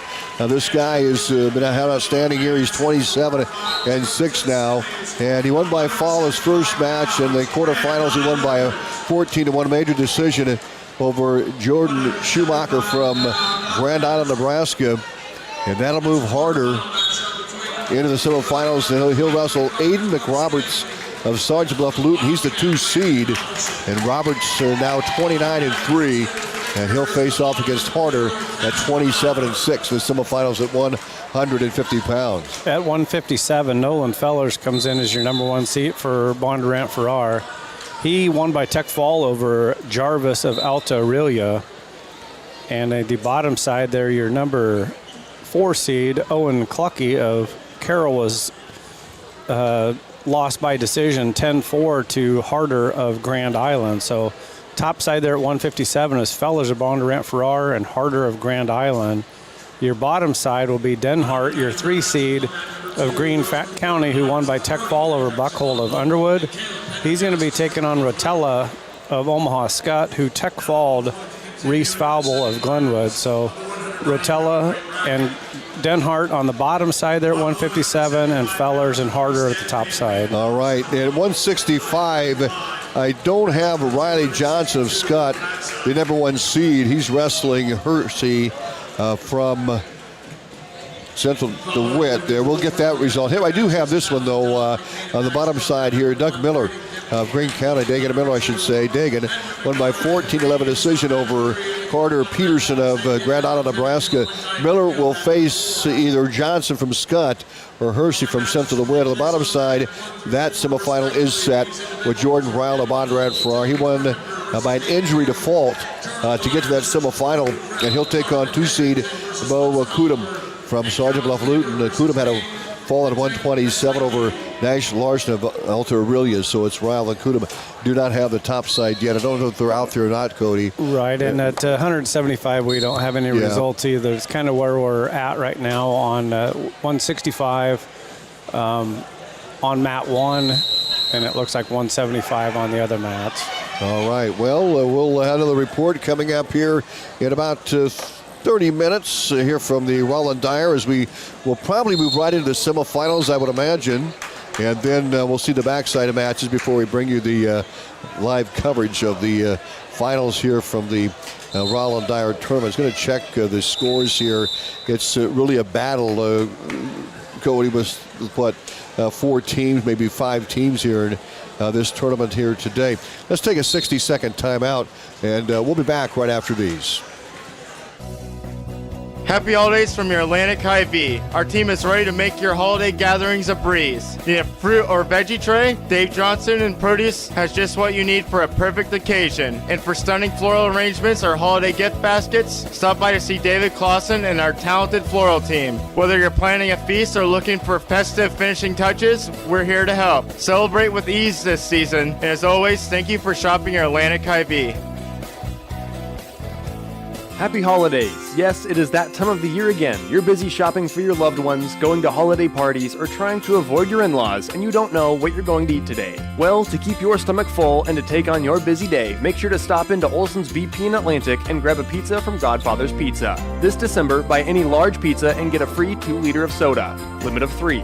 Don't allow food to be another strain on your holiday season. Godfather's Pizza is here for you. Godfather's Pizza and Olson's BP in Atlantic, the keep you going store.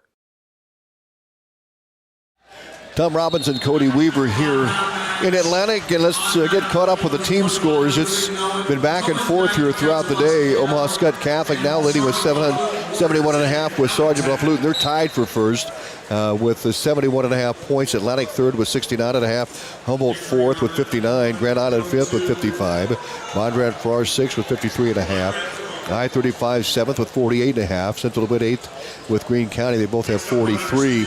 Denison Council Bluffs Abraham Lincoln 10th with 40. Underwood 11th with 37 points. Alta-Aurelia 12th. They have 28. Glenwood 13th with 15.5. Carrol 14th with 13. Audubon 12 points. They're 15th. AHSTW in 16th place. They have 11. Griswold in 17th with 6. Red Oak 18th with 5. And Denison Schleswig, they're 19th right now with the 2 points.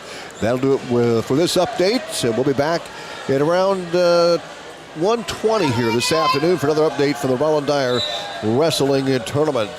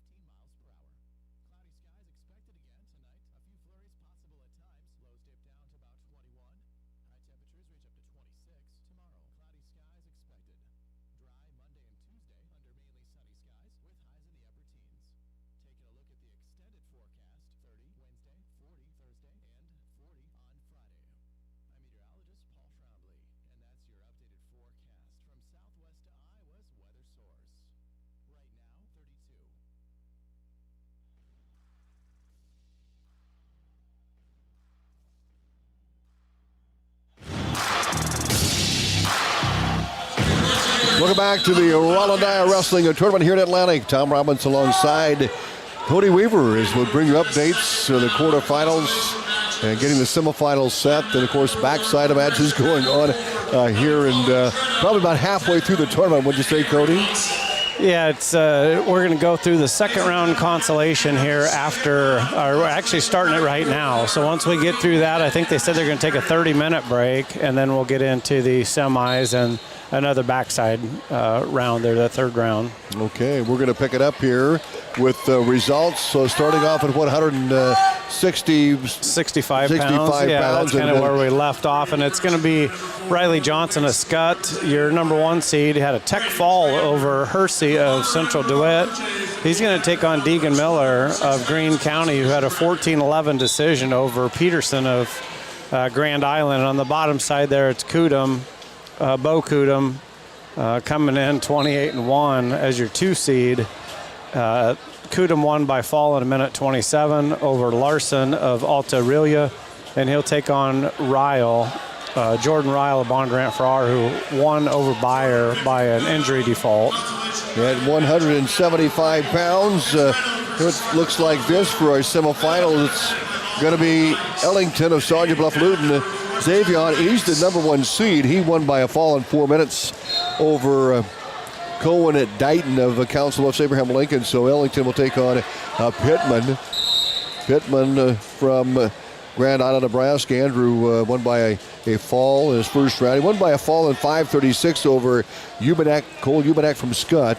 On the bottom side at 175 pounds, it's going to be Bode Stanley of I-35. Bodie with a tech fall over Landon Halverson from Humboldt. So Stanley will be the semifinals, and he'll wrestle Baxter from AHSTW. Baxter won by 13-8 decision over Talon Dove of Bondurant Farrar. So that'll get us through 175. At 190, it's Hendricks of Humboldt, your number 1 seed, with a tech fall over Pendergast of Sergeant Bluff-Luton, and he's going to take on Quentin Polking of Carrol, who had a 7-0 decision over Gipple of Bondurant Farrar. The bottom side here at 190 is Heine Hoon, I should say, of Underwood, who upset the number 3 seed with a 10-6 decision, Carpenter of Skutt. So Hoon of Underwood will advance, and he's going to take on Oliver, your 2 seed, who won by fall in minute 17 over Donovan Hedrington of Atlantic. At 190 pounds on the top side, it's going to be Brody Hendricks, the number 1 seed. He's 19-2 now with a couple of tech falls. He tech falled Caleb Pendergast from Sergeant Bluff-Luton, 1 minute 54 seconds, 7-2, so 17-2, excuse me. He'll be wrestling Polking here in the semifinals. Quentin Polking from Carrol had a bye, then he won by a 7-0 decision over Brayton Gipple of Bondurant Farrar. The bottom side is going to be Hune of Underwood, and he'll wrestle Oliver from Grand Island, Nebraska. They're at 190, Cody. At 215, Cade Ziola, your number 1 seed, had a 1 minute 25 second fall over Blummel of Carrol. He's going to take on Haka of Bondurant Farrar, who is your 4 seed. He had a 14-6 decision over Barajas of Alta-Aurelia. The bottom side here at 215, it's Rage of Central DeWitt, who had an 8-2 decision over Bull of Grand Island. And he's going to take on Mason Kohler of Glenwood, who had a 48-second fall over Joyans of Underwood. We're going to take a break, a 60-second timeout, and we'll catch up on the 285s and more coming up. At Rolling Hills Bank and Trust, we're not just a bank. We're your neighbors. We've been dedicated to our communities for over 35 years. From real estate and ag loans to personal and commercial banking, we offer a full range of financial services tailored to meet your needs. We believe in giving back and being involved in the communities we serve. Stop into one of our 12 convenient locations or visit us at rollinghillsbank.com. Get ready for a fresh start at Greg Young Atlantic. Our Greg Young Fresh Start program helps you hit the road with confidence, overcome credit challenges with personalized financing, and a wide selection of great vehicles. Visit us today to find your brand new Chevy, GMC, Chrysler, Jeep, Dodge, or Ram, or check out our huge pre-owned selection at GregYoungAtlantic.com and GregYoungCDJRAtlantic.com. And to apply. Don't miss out on this incredible offer. Here at Greg Young, we go the extra mile for you.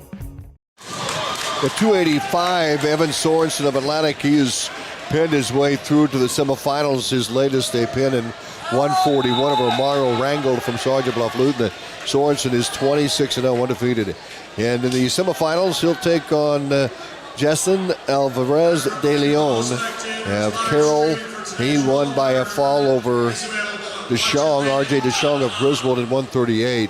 And then on the bottom side, Boothie from Glenwood is in the finals, or semifinals. Drake Boothie won by a tech fall over Grayson Crones of Central DeWitt. We've got a lot of tech falls, it seems like, especially in the upper weights here. Yeah, and I think it makes a difference when you get 4 for near fall and you get 3 for a takedown. So the points add up fairly quick.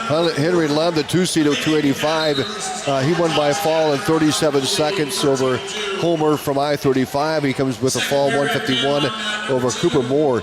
Bondurant Farrar. So we're set for 285. Evan Sorensen, the 1-seed, and he'll wrestle De Leon in one semi. The bottom side, Boothie and Lund will square off at 285. Yeah, and we're starting again the second round consolation here, the placing round. So this round will go fairly fast. We'll be able to bring you that update here in roughly 20 minutes. Right now at 106 pounds, it's Paige of Alta-Aurelia, who was your number 1 seed, won by fall.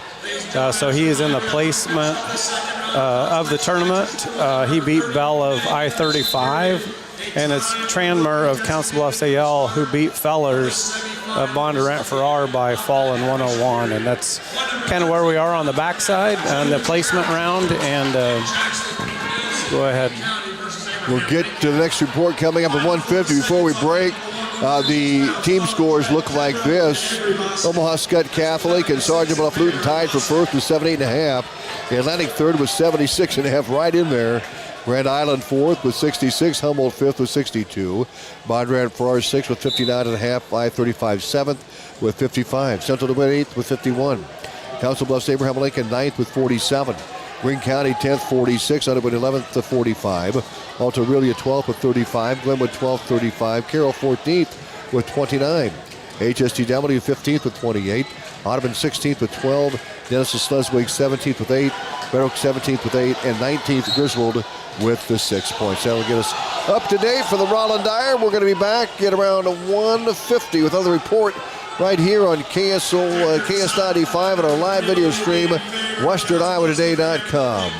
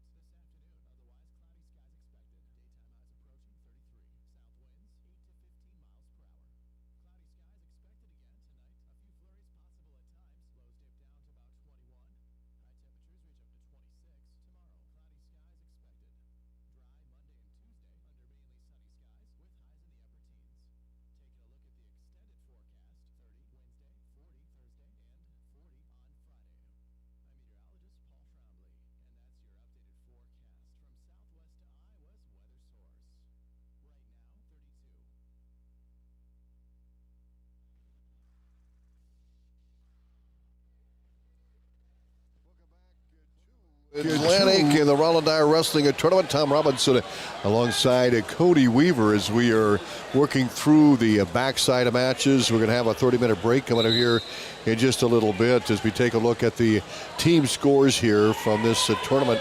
And we'll get to those here in just a little bit here as we get, there we go. Sergeant Bluff-Luton leading with 90.5 points. Omaha Skutt Catholic second, 82.5. Atlantic third with 76.5. Grand Island, Nebraska fourth with 70. Humboldt fifth, 66. Bondurant Farrar sixth with 61.5. I-35 seventh with 58. Central DeWitt eighth with 51. Abraham Lincoln ninth with 50. And Greene County in 10th with 49.5 points out of the 19 teams that are here at this wrestling tournament here today. Broadcast brought to you in part by the Seed Pros. By your side to maximize yields. From where you go, your Pioneer Pros. John Becker, Mark Ventiger, Gary Dinkla, and Nick Knutson.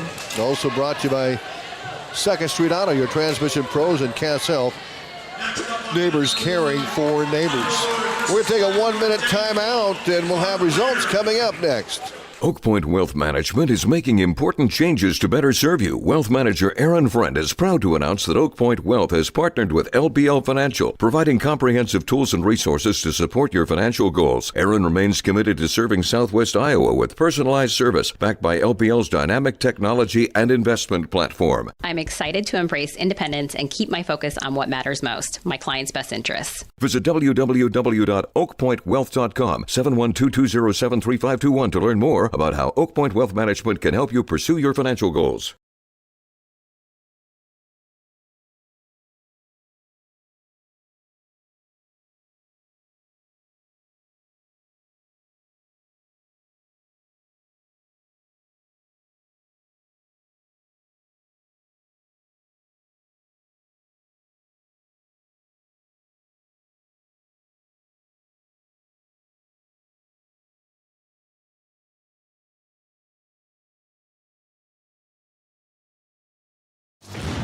Hey, welcome back to Atlantic. Tom Robinson and Cody Weaver here covering the Rollin Dyer Wrestling Tournament. And Cody, let's pick it up.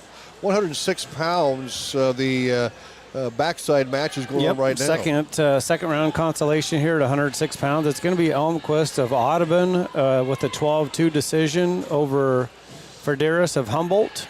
Tranmer of Council Bluffs, Abraham Lincoln with a fall in a minute 1 over Feller of Bondurant Farrar. It is Vacek of Underwood with a 12-9 decision over Tedrow of Carrol, and Page of Alta-Aurelia with a minute 34 second fall. So these guys are all locked into the top 8, and they'll continue to wrestle the next round to determine if they wrestle for 5th or 7th. They can get as far back as 3rd place if they continue to win. Let's take a look at 113. Jacobs of Greene County. He won by a 7-4 decision over Denison of Abraham Lincoln. So Jacobs is then goes. He'll go up against the Black from Glenwood, who won by 6-0 decision over Kincaid of Carrol. So that's where they're in the backside. The bottom side here, Reeb from Alta-Aurelia. He won by an 8-0 major decision over Ren Jose from Grand Island. And then the bottom side of that bracket there at 113 pounds. I'm not quite getting that to pull up here, Cody, but that's what we have at 13. Yeah, I'll see if I've got the bottom side of that bracket there. I just got it poke loose here. It is going to be Leaders and Knight, and Knight won that one from Humboldt over Leaders in 34 seconds by a pin. So it'll be Knight from Humboldt and Reeve from Alta-Aurelia. At 120 pounds, it's going to be Rodriguez of Grand Island, who won by fall in 34 seconds over Van Oort of Alta-Aurelia. He's going to take on Mater of I-35, who had a 12-0 decision over Fletcher of Underwood.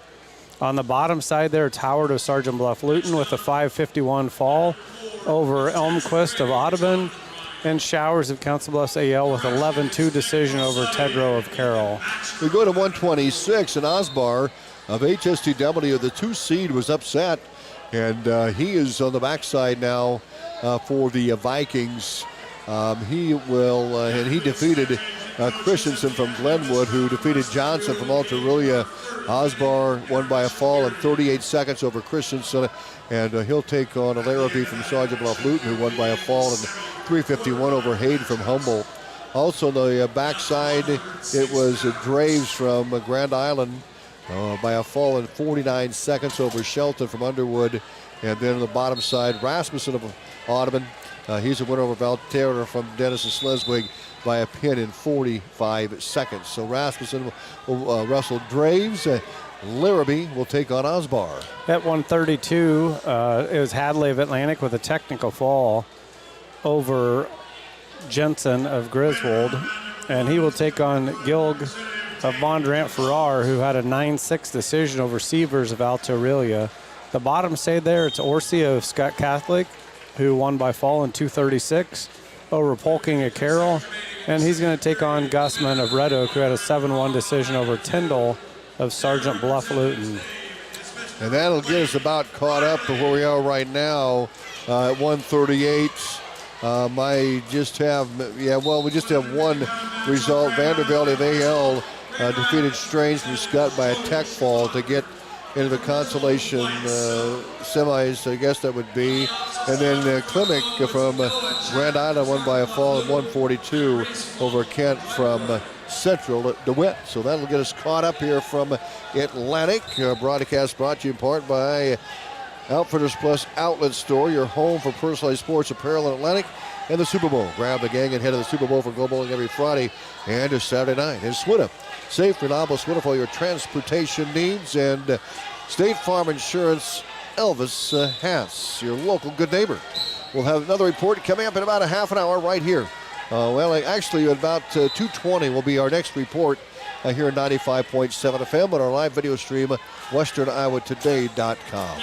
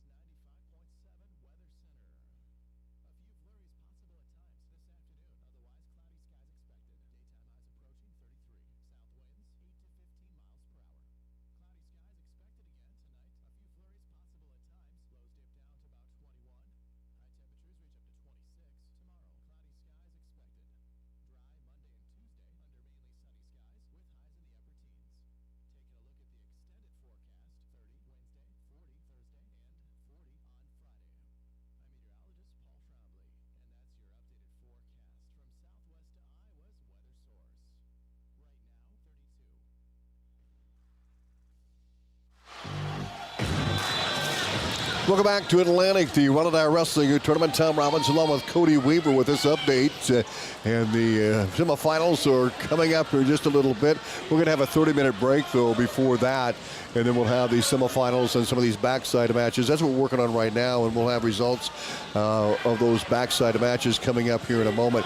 Before we get to those, let's take a look at the team scores right now. Sergeant Bluff-Luton 90.5, Atlantic 84, Grand Island 84. They're in second. Omaha Skutt Catholic in fourth with 82.5 points. Bondurant and Farrar fifth with 77. Humboldt sixth with 74. I-35 766.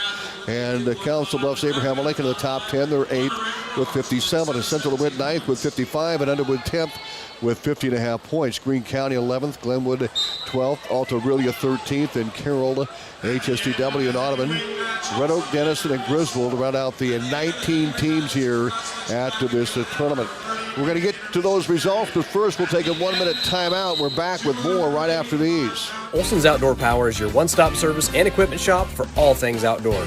We sell the best power sports products in the business, from Polaris, Can-Am, Sea-Doo, and Ski-Doo, trailers to tackle any job from H&H, Triton, and Wilson, and we continue to lead the way in lawn and garden equipment with great products from Exmark, Dixie Chopper, Husqvarna, Cub Cadet, Steel, and Echo. Add factory-trained technicians in 2 locations, and it's easy to see why Olson's Outdoor Power is the leader in all things outdoor. Olson's Outdoor Power, your one-stop service and equipment shop with locations in Atlantic and Carrol.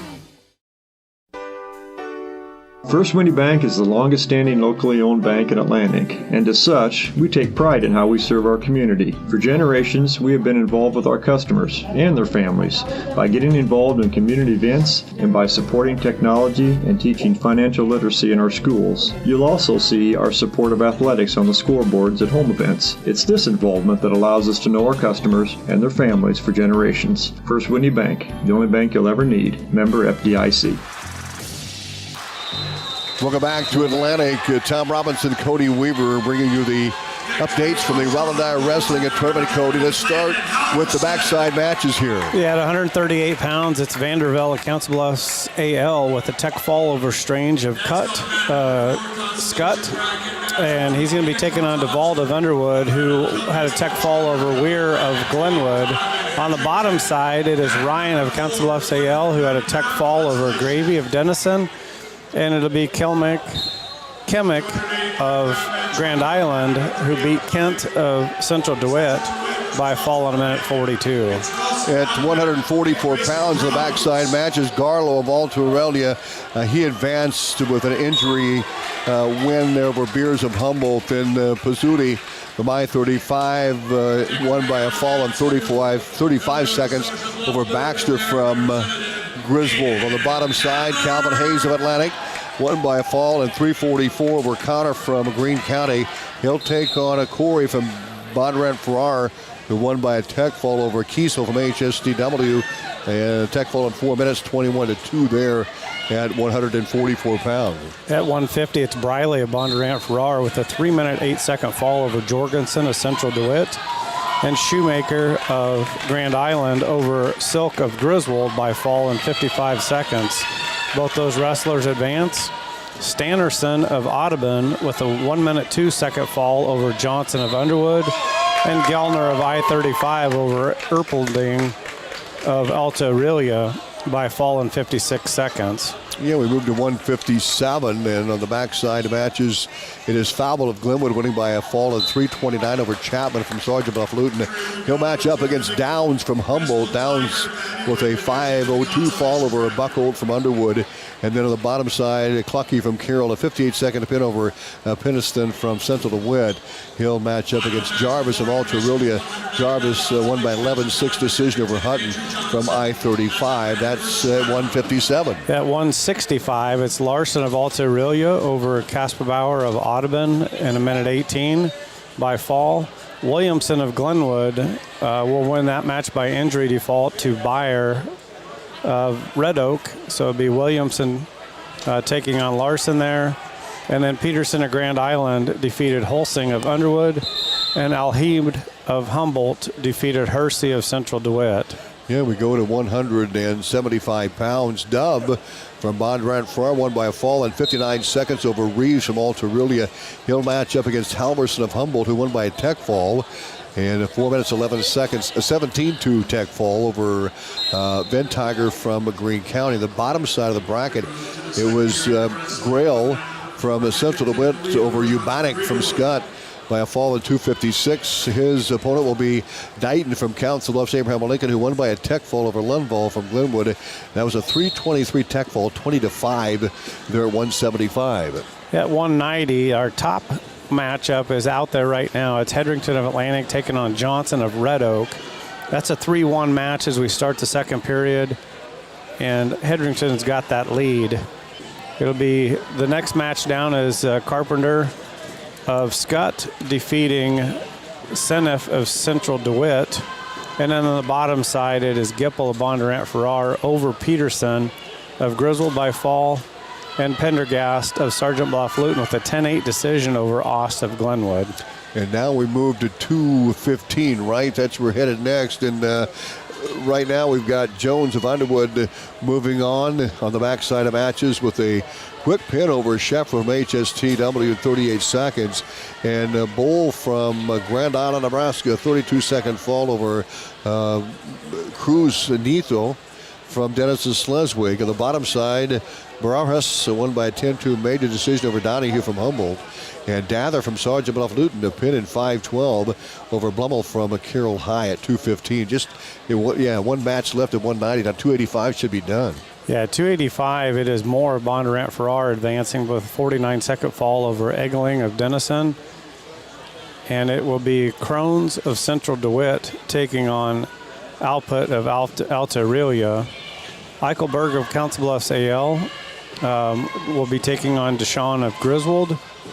And Homer of I-35 will be taking on Wrangell of Sergeant Bluff-Luton. Actually, Wrangell of Sergeant Bluff-Luton won that by fall in 2:47. Team scores again now. Adjustment here. Sergeant Bluff-Luton extending its lead to 100.5 points. Atlantic second, 84. Tied with Grand Island right now with 84. Omaha Skutt Catholic fourth with 82.5. Bondurant Farrar fifth with 81 points. Humboldt right in there with 77.5 through sixth. Interstate 35 seventh with 66. Central DeWitt eighth. The Council of AL ninth and Underwood 10. The 19 teams in this tournament. We will have, we'll line up the semifinalists coming up here during our next update at around 2:50. And right now we're going to take a 30-minute break. But we'll line those up for you here in about 20 minutes here on 95.7 FM and our live video stream, WesternIowaToday.com, TV, and YouTube. For Cody Weaver, I'm Tom Robinson. We're back in about 20 minutes with another update from the Rollin Dyer Wrestling Tournament. Have you ever heard the saying, people spend their life building wealth and neglecting their health, only to wish they could trade their wealth for better health at the end? This is Dr. Fritz Byer, and it has now been over 30 years since my first chiropractic adjustment. I still get asked, do you get adjusted? Absolutely. I try to get adjusted at least once a month. I'm 47 now and still try to stay as active as ever. While I do get a few more aches and pains than when I was younger, it feels great to be able to step on the mat and help kids learning to wrestle. Chiropractic has helped me feel young enough to do it. If staying active is part of your future plans, call 254-BODY to get your body back to the basics. Hello, I'm Elvis Haas.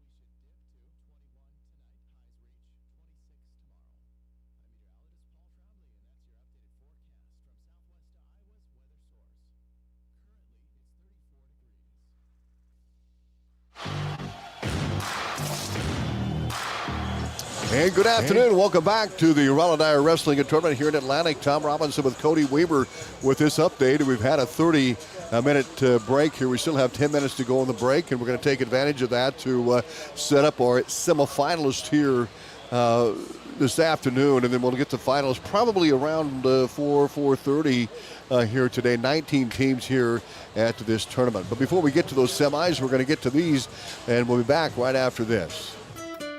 At Seed Pros, our mission is to be your business partner every day of every season. Pioneer Hybrid International was founded in Iowa back in 1926 and is still American today.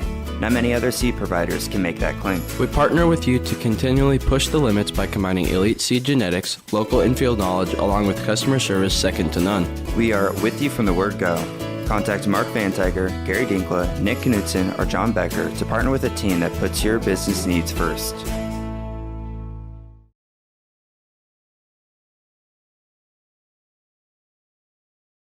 At 2nd Street Auto, it's our mission to get you back on the road fast. And it all starts with free local towing. Once you're back at the shop, we talk you through your car repair with a free and fair estimate. We do everything in-house so you know who's working on your car. Our Hercules tires come with free road hazard repair, free rotation for the life of the tires, and a free alignment check. And nobody can beat our transmission rebuild and repair experts. Brakes, tune-ups, oil changes, preventative maintenance, and service work make 2nd Street your first stop.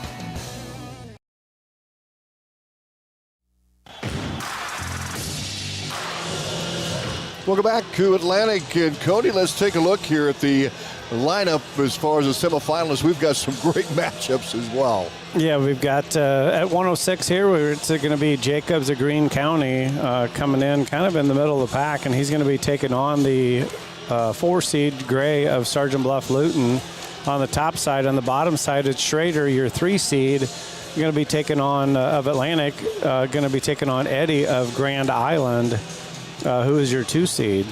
At 113 pounds, it's going to be Pfizer Bondurant Farrar, the number 1 seed, taking on Calvin Harris of Atlantic, and then Johnson of Central DeWitt wrestling Arata from Skutt Catholic. Arata's the 2-seed at 113 pounds. At 120, it's Cole Welty of Omaha Skutt coming in as your number 1 seed. Going to be taking on Edfords of Central DeWitt. Edfords kind of come out of the middle of the pack there and defeated the 4-seed Howard of Sergeant Bluff-Luton by falling 223. The bottom side is going to be Winners of Greene County, who upended the 3-seed Fletcher of Underwood with a 24-10 decision.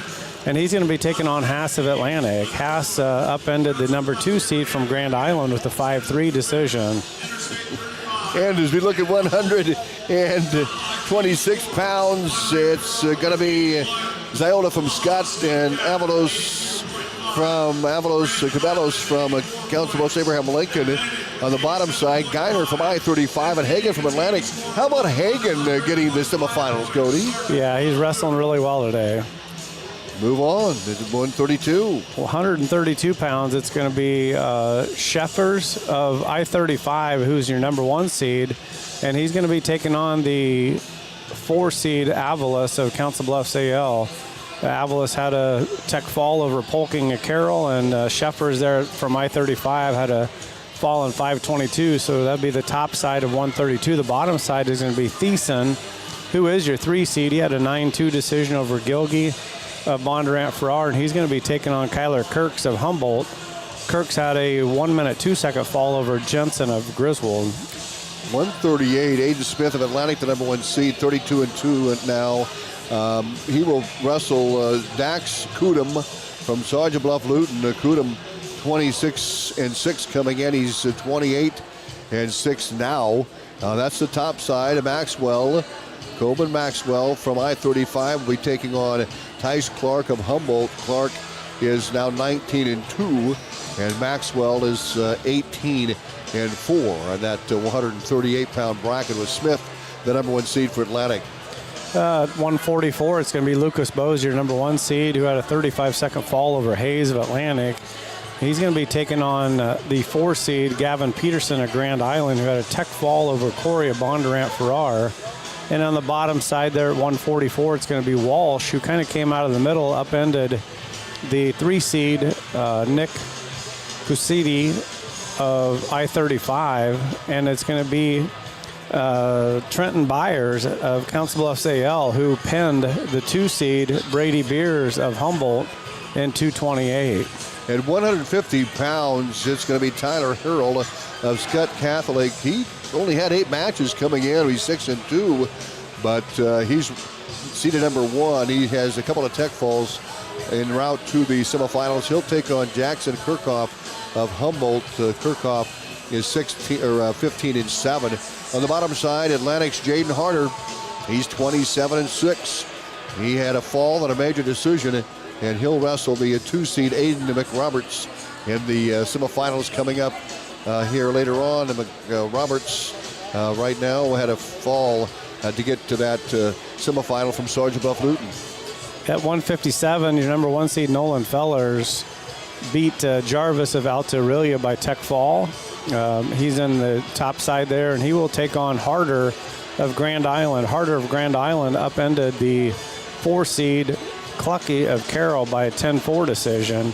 On the bottom side there at 157, it's Denhart, your 3-seed, won by tech fall over Buckhold of Underwood, and he will take on the 2-seed Rotella of Omaha Skutt, who had a tech fall over Reese Faubel of Glenwood. 165, the number 1 seed Riley Johnson of Skutt Catholic. He'll wrestle Miller from Greene County. Diggin Miller, who's now 21-4 on the top side. And on the bottom side, it's going to be Jordan Ryle of Bondurant Farrar, 16-2. And he'll take on Bo Cootum, a 2-seed from Sergeant Bluff-Luton, in the semifinals at 165 pounds. At 175, your 1 seed, Xavier Ellington, comes in undefeated, 28-0 senior. He won by fall over Dighton of Council Bluffs AL, and he's going to take on Pittman. Pittman was your 4-seed. Pittman won by fall in 536 over Urberneck of Skutt Catholic. And on the bottom side there, it is Bodie Stanley, who had a tech fall over Halverson of Humboldt. He'll take on Caden Baxter, who had a 13-8 decision over Dove of Bondurant Farrar. At 190, it's a 1-4 here, as it's going to be Hendricks of Humboldt, and he'll be wrestling Quentin Polking of Carroll High in the semifinals. Polking the 4 seed, Hendricks the number 1 seed. Then on the bottom side of the bracket, it is Hayden Hune, who upended the 3 seed, Dylan Carpenter. I believe that was correct. And then Hewen will be in the semifinals. He'll take on the 2 seed Hudson Oliver of Grand Island, Nebraska in the semifinals there, 190 pounds. At 215, your number 1 seed Cade Ziola won by fall in 1:25 over Blumel or Carroll. He's going to take on the 4 seed Hockett of Bondurant Farrar, who had a major decision 14-6 over Barajas of Alta-Aurelia.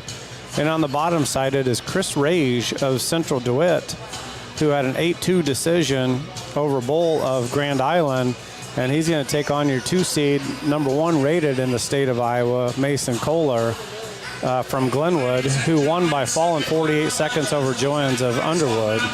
You know, when you look at this bracket, Chris Rage of Central DeWitt in 2A ranked number 3, and you mentioned Kohler ranked number 1. You got Joans of Underwood ranked 9. Zayon of Omaha Skutt Catholic in Class B ranked number 1. That's a loaded class right there. That's a tough bracket. You got several people ranked there for sure. Give us 285, At 285, it is Evan Sorensen, your number 1 seed, who won by fall in 1:41 over Wrangell of Sergeant Bluff-Luton. He's going to take on Alves D. of Carrol, who won by fall in 1:38 over DeShong of Griswold.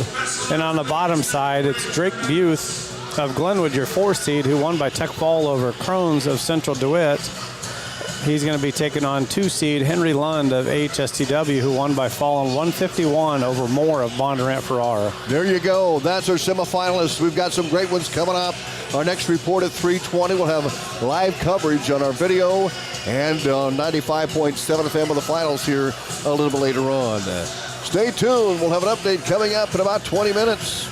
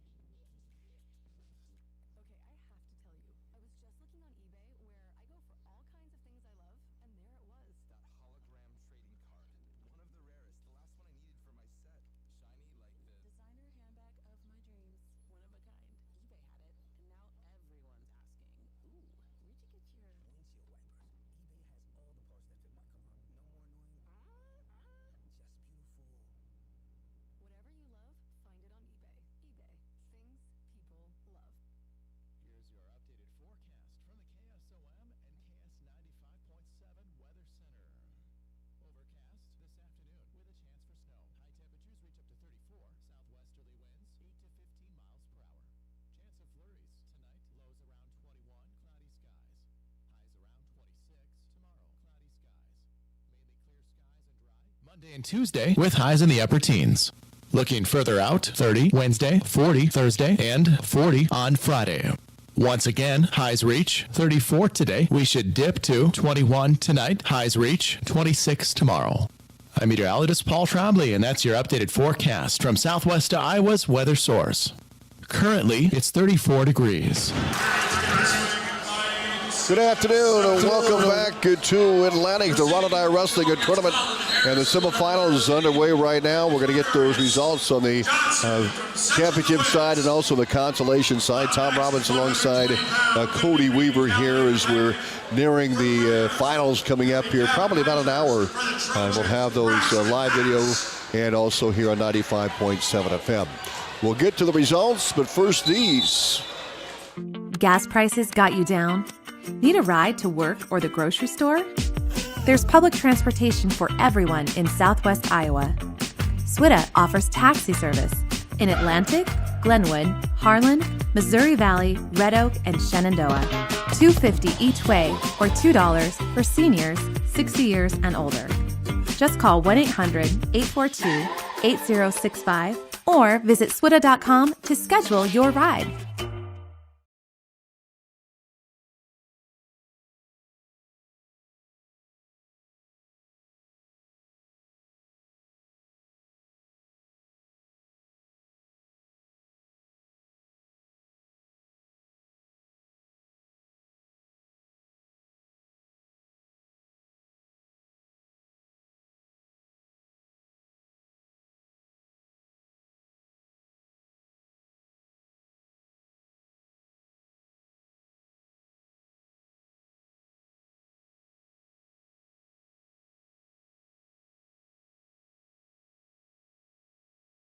Up in the balcony, great atmosphere for high school wrestling, and this tournament running smooth as a silk. And Cody, let's get to 106 here, and what do we have? Yeah, 106. It is Jacobs of Greene County into the finals, and he's going to be taking on the 2-seed Eddie of Grand Island.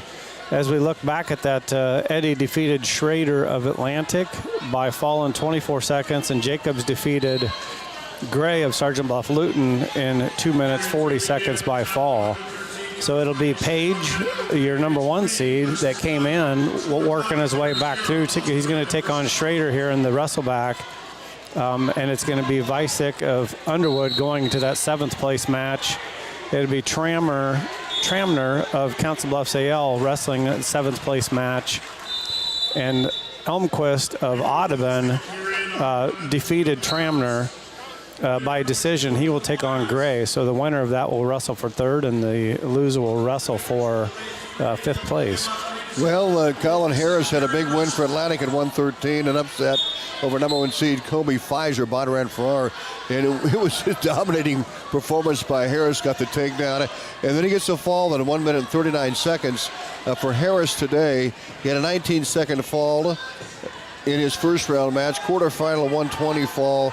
And now he moves on to the finals, and his opponent will be, well, we're waiting, I guess, for that result. They just got done. Arata from Skutt, the 2 seed, and Johnson from the Central DeWitt. So we're waiting to see how that comes out. It's done, but we'll wait and see here in a moment who is going to be the opponent for Colin Harris. In fact, let me go back. Yeah, it's Johnson of Central DeWitt won that by a 7-1 decision over the 2 seed. Yeah, that's an upset there. And, you know, when you look at the 120-pound semifinals, you have a new number 2 seed, and that was Braxton Haas of Atlantic. And he's out wrestling right now. There's a minute left in the 2nd period, and he trails 3-1. And that's at 126. At 120. Let's go to 126 here. And right now, as you look at this, we've got these guys are still waiting to go out. Cole Welty of Omaha Skutt is going to be into the finals. It's a 10-2 decision over Edfords. And he will take on the winner of Haas and of Atlantic and winners of Greene County, which about 30 seconds left in that 2nd period is 3-1 right now.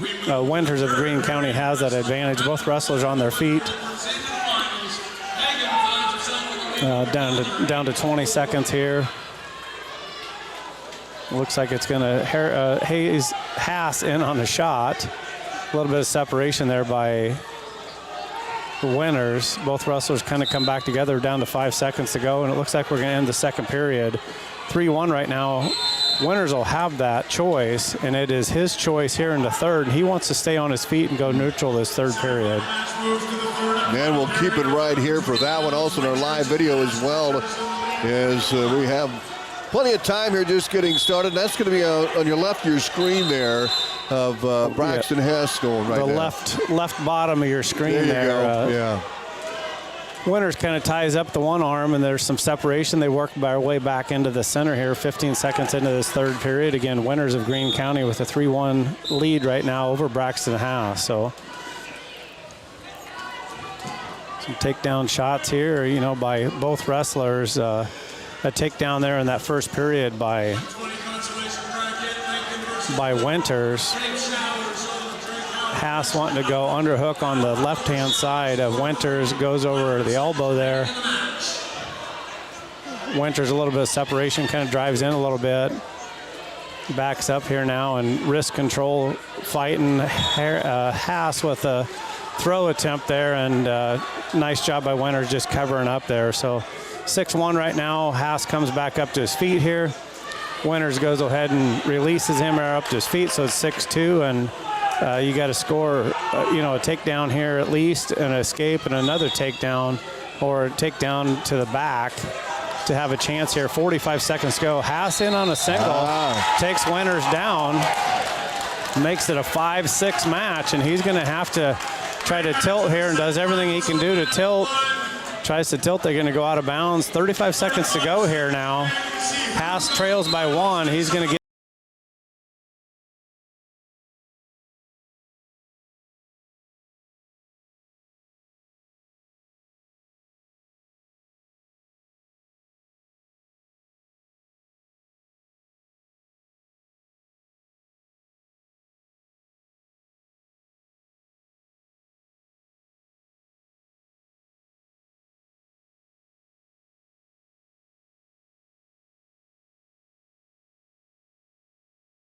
here, and Winters continues to circle and avoid, really the contact here. No stall calls yet here. Haas with another throw attempt. Boy. Almost throws him, but time expires here, so it's going to be 7-5. Winters to the finals here at 120. Winters ranked number 10 in Class 2A for Greene County. So Winters will take on Cole Welts of Omaha Skutt here in the finals. Haas will go to that backside bracket, and it's going to be Howard of Sergeant Bluff-Luton taking on Showers of Council Bluffs AL. And it'll be Mater of I-35 taking on Rodriguez. So Haas will fit somewhere in the back there. The worst he will finish is 6th, but he's going to try to wrestle his way back all the way to 3rd. So I would imagine he'll get that far too. Cole Welty, as you mentioned, Cody, from Omaha Skutt Catholic, he's ranked 3rd in Nebraska Class B. Braxton Haas gave him all he could handle there, and later on in the match it looked like maybe. Yeah, I don't know, the stall thing, that's a judgment deal, I guess, or no? It probably should have been a stall, but the shot that Haas took, in that period earlier where he tried to throw, it was kind of a loose throw and it wasn't real tight and basically slipped through, and Winters was able to cover that, and maybe should have just taken a little bit more time and finished the shot, because he was able to get a takedown later there in that third period.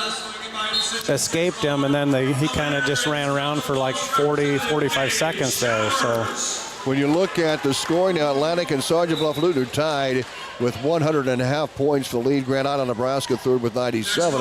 Omaha Skutt is currently in 4th place. Bondurant for our 5th. It's going to be a close race all the way to the finish. So to recap, at 106, the finalists here, Cody Weaver, and let's go back in that 106-pound weight bracket. 106 pounds, it's going to be Jacobs of Greene County, who kind of came through the middle, and he's going to be taking on Eddie, who was the 2 seed there. The backside there at 106. Your 7th place match is Tranner of Council Bluffs AL taking on Vasek of Underwood. This next round, consolations after this round, probably will be to determine who wrestles for 3rd or 5th. So it'll be Page of Alta-Aurelia taking on Schrader of Atlantic on the bottom side. And the top side is Elmquist of Audubon going to take on Gray of Sergeant Bluff-Luton.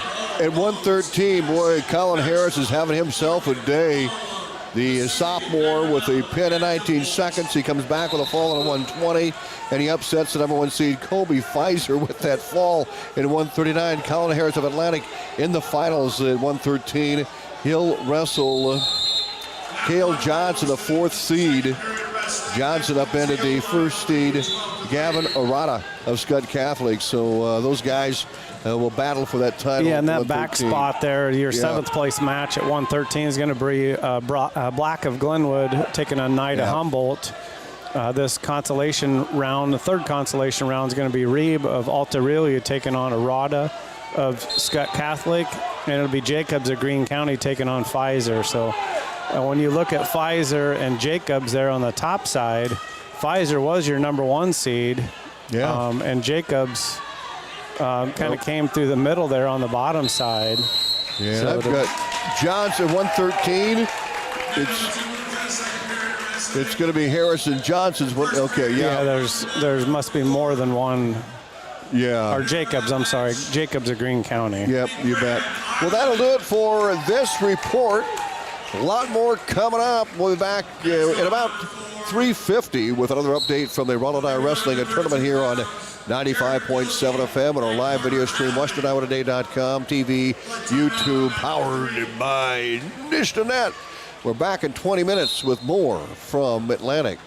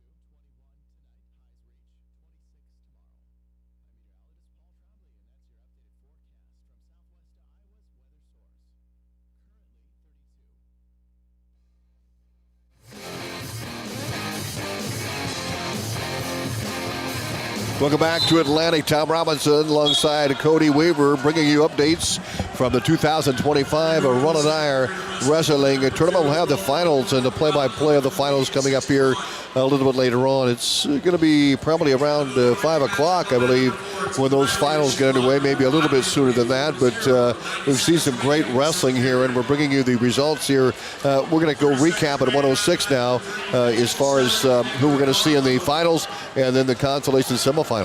Yeah, at 106 pounds, it's going to be Jacobs of Greene County, and he's going to be taking on Eddie of Grand Island. On the backside, your 7th place match is Tramner of Council Bluffs AL taking on Vicek of Underwood. And then the consolation semifinals is going to be Schrader of Atlantic taking on Page of Alta-Aurelia.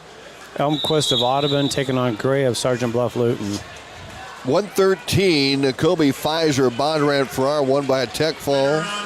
And in two tech falls to get to the semis, but he was pinned by Colin Harris, the sophomore from Atlantic, now 26-7. Colin Harris, the finals for the Trojans. His opponent will be Johnson, and Nikhil Johnson from Central DeWitt. And he goes, wins by a 7-1 decision over Arata from Skutt Catholic, who was a 2 seed coming in. So that'll be an interesting match at 113. On the backside, Pfizer will take on Jacobs of Greene County. Black of Glenwood and Knight of Humboldt will wrestle for 7th place. On the backside, the other semifinal, the consolation semi, is Reeb of Alta-Aurelia and Arata from Skutt Catholic. Cody. 120 pounds, it's your number 1 seed, Cole Welty, making his way into the finals by a 10-2 decision over Edfords of Central DeWitt. And it's going to be winners, kind of coming out of the middle from Greene County. And he beat Haas of Atlantic with a 7-5 decision. So your backside match there is going to be Mater of I-35 and Howard of Sergeant Bluff-Luton. It'll be Haas of Atlantic taking on Showers of Council Bluffs AL on the bottom side. And your top side is going to be Edfords of Central DeWitt taking on Rodriguez of Grand Island. And at 132 pounds, it's Braden Sheffers from I-35, the number 1 seed all the way to the finals. He won by a major decision, 13-2 over Avalos from Council Bluffs Abraham Lincoln.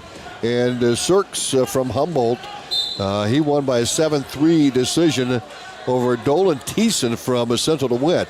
So it's going to be number 1 seed and the number 2 seed going at it there at 132 pounds.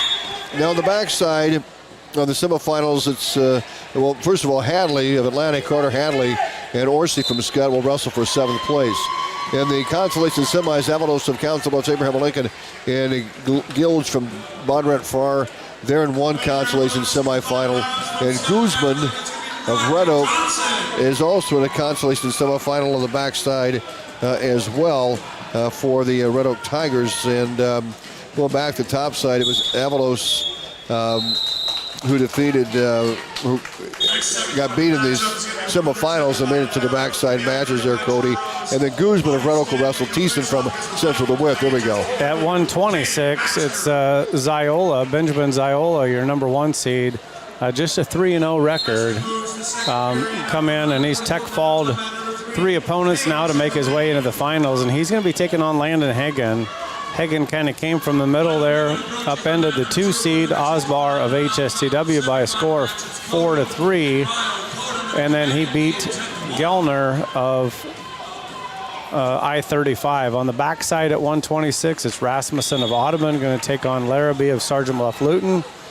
It'll be Gellner of I-35 taking on Draves of Grand Island on the bottom side, semi-consolation, and Osbar of AHSTW taking on Alvarez of... Did somebody forget to do 26? Yeah, that's I think I all skipped right. over it. Thank you, Cody. Now we'll bump up to 138. Aiden Smith of Atlantic Tech Fall as he gets to the finals. He's the number 1 seed, and he'll wrestle a 2 seed here in the championship. It'll be Tyson Clarkin of Humboldt.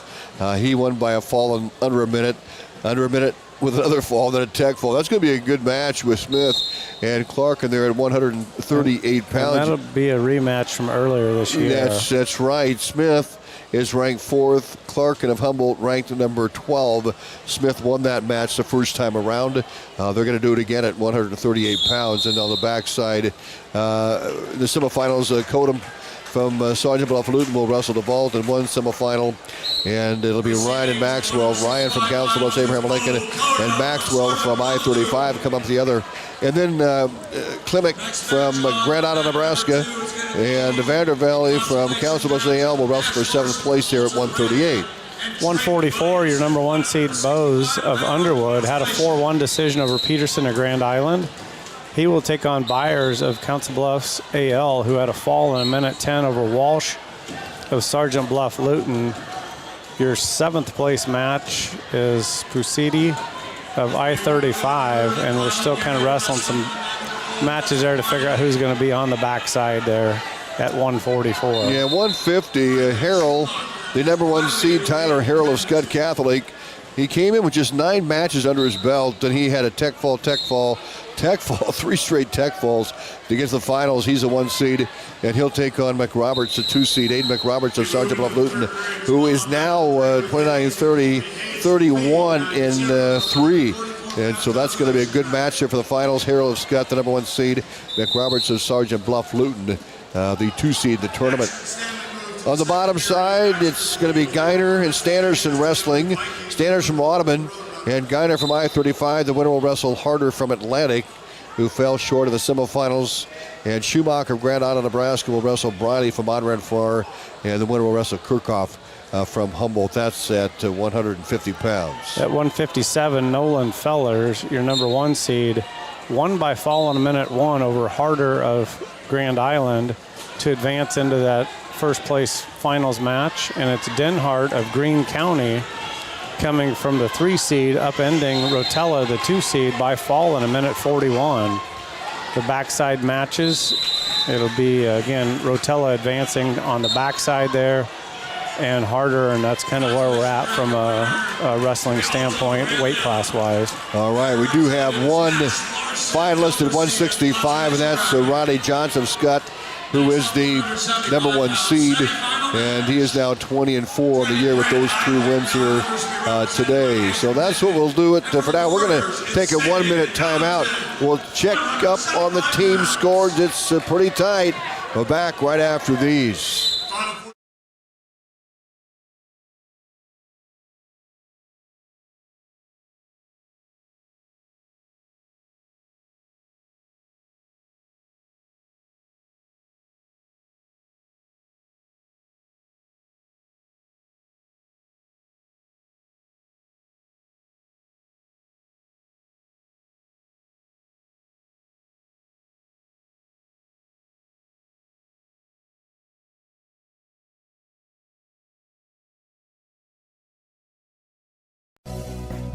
Happy holidays from your Atlantic Hy-Vee. Our team is ready to make your holiday gatherings a breeze. Need a fruit or veggie tray? Dave Johnson in Produce has just what you need for a perfect occasion. And for stunning floral arrangements or holiday gift baskets, stop by to see David Clausen and our talented floral team. Whether you're planning a feast or looking for festive finishing touches, we're here to help. Celebrate with ease this season. And as always, thank you for shopping your Atlantic Hy-Vee. Welcome back to Atlantic of the Rollin Dyer Wrestling Tournament. Let's take a look at the team scores right now. Omaha Skutt Catholic leads with 132. Atlantic second now with 126. Sergeant Bluff-Luton third with 125.5. Grand Island fourth with 107. Humboldt fifth with 101. Sixth is Bondurant Farrar. They are with 98.5 points. Greene County seventh with 90.5. I-35 eighth with 78 points. Council Bluffs Abraham Lincoln ninth with 76. And Central DeWitt 10th. They have 75. Underwood 11th with 70. Alta-Aurelia 12th with 66. Glenwood 13th with 45. AHSTW 14th with 37. Carrol High 15th with 33. Audubon 16th at 27 points. Red Oak 17th at 13. Griswold 10, they're 18. And Denison Schleswig with 8 points right now in 19th place. It's 4 o'clock, and we're in the middle of the semifinals.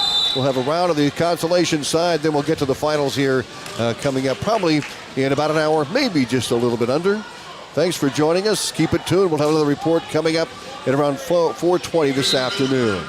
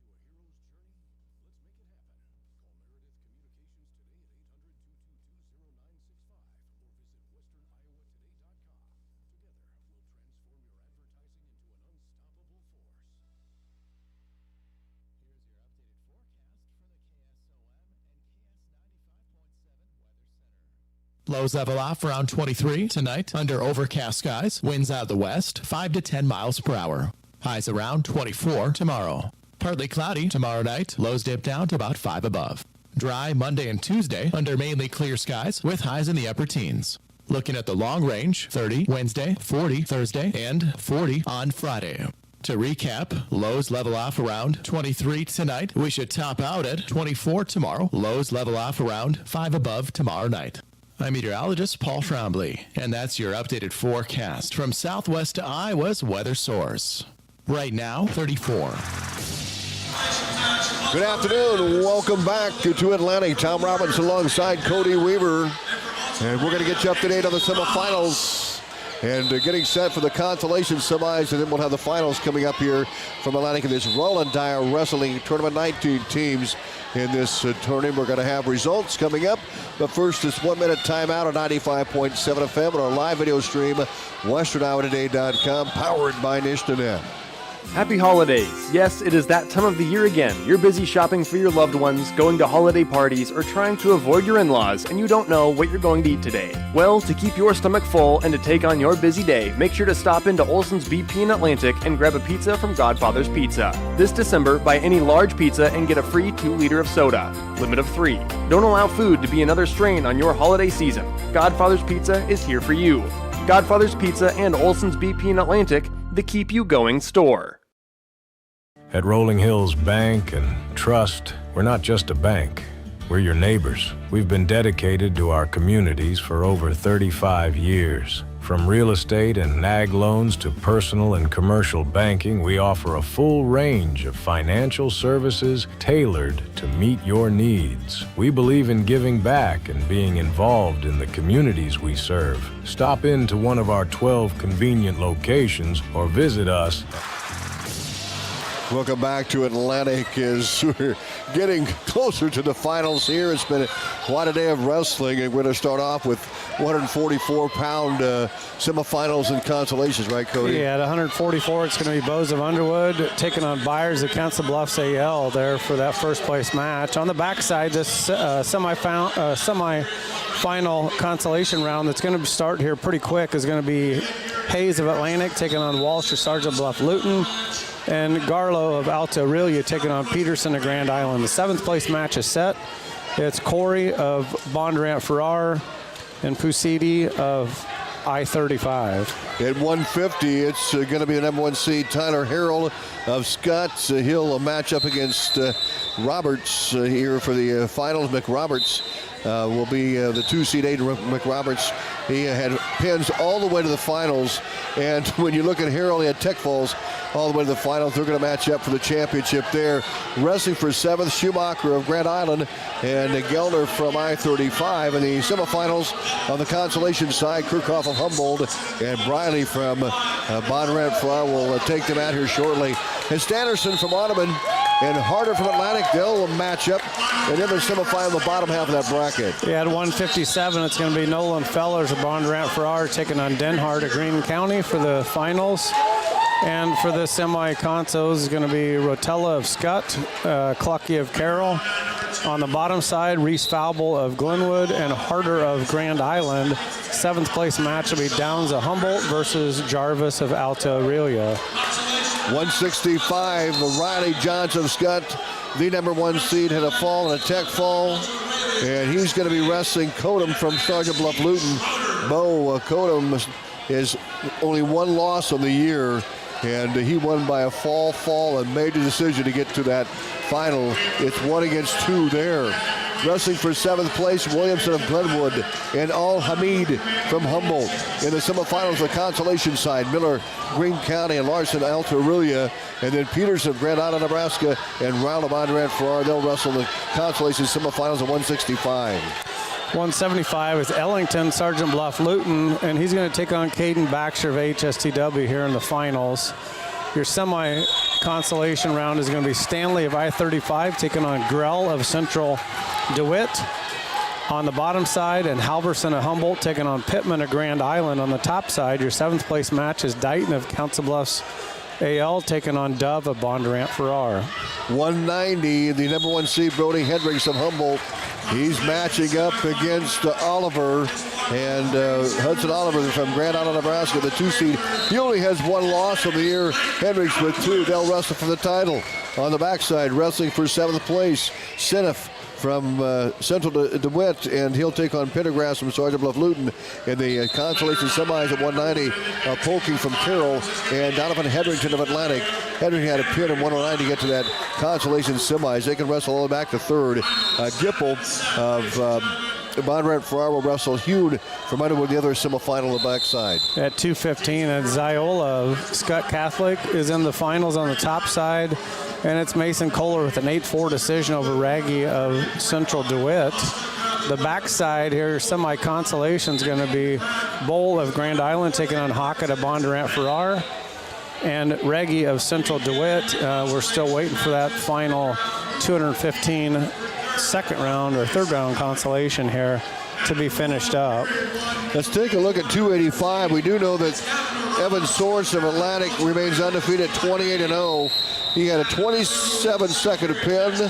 He had a fall in 141. Then he pinned Alviles from Carrol in 254. Sorensen will be in the finals, waiting to see who's... Yeah, he's going to take on Henry Lund of AHSTW, who won by fall over Drake Buth of Glenwood. And Lund is the 2 seed from HSTW, Cody Weaver. So we will have live coverage of the finals and live play-by-play and live video stream as well. Coming up here, I believe, probably in the next 30 minutes. We're going to get that going. I would say around 5 o'clock this evening, we'll have the finals coming up here from Atlantic. Let's take a quick timeout. We're going to break for a minute here, then we're going to check the team scores right after these. Agency offers in-town school transportation for Atlantic, Red Oak, Harlan, and Glenwood children. Parents are able to rest easy knowing all their children, from preschoolers to teenagers, will make it to school every day safely and on time. Let SWITA take kids to school for only $1.50 per child per trip. For more information or to register your child, visit SWITA.com or call 800-842-8065. My SWITA, my ride. Stein delivers more new genetics faster. Our focus on delivering higher yielding genetics faster than the competition is why we have released more new Enlist E3 lines in the past 5 years than any other seed company. For elite genetics paired with simple, flexible, and effective weed control, plant Stein Enlist E3 soybeans. Stein has yield. 45 years of yield. Learn more at steinseed.com. Welcome back to Atlantic. Let's take a look here at the team scores in Atlantic, now leading on their home mats here with 148 after Sorensen's pin at 285 in the semifinals. Omaha Skutt Catholic second, 144.5. This is close.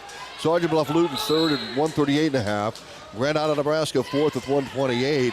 Humboldt fifth with 119. Bondurant Farrar sixth, 111.5. Greene County seventh, 90.5. Central DeWitt 8th with 79.5. I-35 9th with 78. Council Bluffs Abraham Lincoln 10th with 76.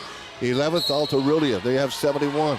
Underwood 12th with 70. AHSTW 13th with 61. Glenwood 14th with 60. Carrol 15th with 38. Audubon 16th at 35. Griswold 17th, 15. Red Oak 18th with 13. And Denison Schleswig 19 with 8 points. Next update coming up in about 20 minutes here. At 4:50, we're getting close to the finals. Stay tuned to 95.7 FM and watch it on our live video stream, WesternIowa.com TV and YouTube. And it's powered by Nishdanet.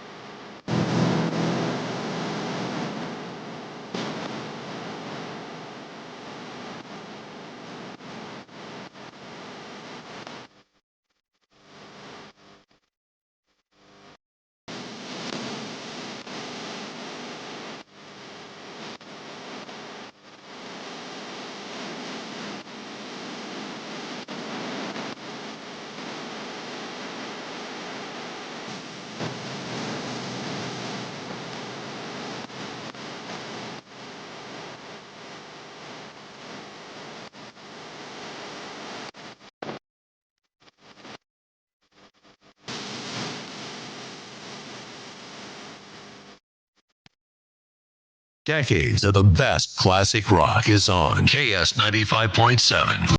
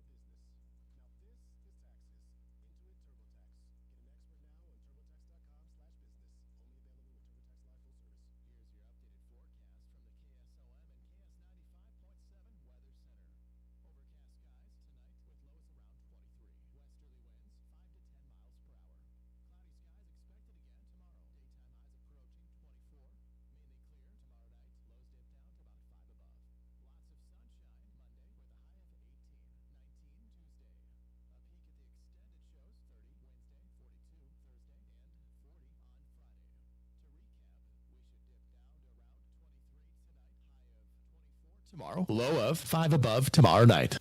I'm meteorologist Paul Trombley, and that's your updated forecast from Southwest to Iowa's weather source. Right now, it's 32 degrees. Welcome back to Atlantic. Tom Robinson and Cody Weaver reporting from the Rollin Dyer Wrestling Tournament today. 19 teams in the tournament. We're getting close to the finale when we'll start the finals. Right now we're in the consolation semifinal rounds, and we're going to bring you those results here. We'll start back at 106, and we're getting those set, but we're about midway through the consolation semis. Then we'll get to the finals here coming up probably about 30 minutes or so. We're going to take a 1-minute timeout. We'll have results coming up right after these.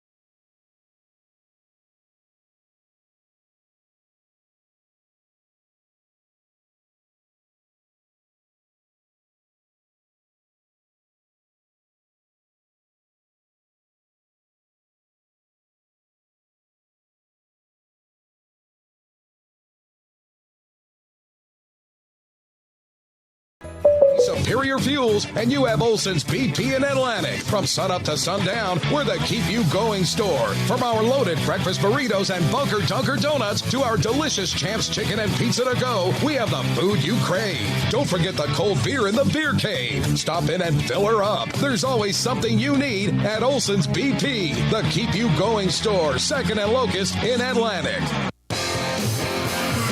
Welcome back as we bring you updates now on the consolation semifinal rounds going on right now. Cody, we're going to start at 106 pounds. 106, it's Jacobs of Greene County. On the top side, going to take on Eddie of Grand Island. Your third place match is going to be Schrader of Atlantic, and he's going to be taking on Elmquist of Audubon. Fifth place match is going to be Page of Alta-Aurelia taking on Gray of Sergeant Bluff-Luton. Then your seventh place match, Tranmer of Council Bluffs AL taking on Vacek of Underwood. We look at 113 pounds. The finals are set with Harris and Johnson on the backside wrestling for 7th place. Black of Glenwood and 9 of Humboldt. Wrestling for 5th will be Jacobs from Greene County and Reed from Alta-Aurelia. Wrestling for 3rd will be Pfizer, who was the number 1 seed from Bondurant Farrar. He's going to be wrestling for 3rd now, and he's wrestling the number 2 seed, Randa from Skutt Catholic. They're going to battle for 3rd place there. At 120 pounds, it's going to be Welty of Omaha Skutt taking on Winters of Greene County. Your third place match is going to be Haas of Atlantic, and he's going to be taking on Edfords of Central DeWitt. Fifth place match is Rodriguez of Grand Island taking on Showers of Council Bluffs AL. And your 7th place match, Howard of Sergeant Bluff-Luton taking on Mater of I-35. Third place match here at 126 will be Alabos, and he's going to be taking on Draves from Grand Island, Nebraska. So that's going to be an AL wrestler against Grand Island, Nebraska there for that third place match. Is Juan Alavolas Cabellos wrestling for 5th place. It'll be Osborne of AHSTW and Geiner from I-35, and wrestling for 7th will be Larrabee from Sergeant Bluff-Luton and Audubon's of Rasmussen. They'll be matching up for that 7th place match at 126 pounds. 132 is Sheffers of I-35 and Kirks of Humboldt in the finals. Your third place matches will be Thiessen of Central DeWitt taking on Alvarez of Council Bluffs AL. 5th place is Gussman of Red Oak taking on Gilg of Bondurant Farrar. And your 7th place match is Hadley of Atlantic taking on Orsi of Skutt. We're going to come to a brick wall here now at 138. Those matches still going on. We can tell you that wrestling for 7th is going to be Vandervelde of the Council Bluffs, Abraham Lincoln, and Klimek from Grand Island, Nebraska. We do have the DeVault of Underwood set to wrestle for 5th. He's waiting for his opponent. Don't have that result yet at 138. That might wrap things up for this report, Cody Weaver, and we'll be back with another here. It looks like probably another report at 5:20 before we get started with these finals. You're listening to high school wrestling coverage on 95.7 FM on our live video stream, WesternIowaToday.com, powered by Nishtanet.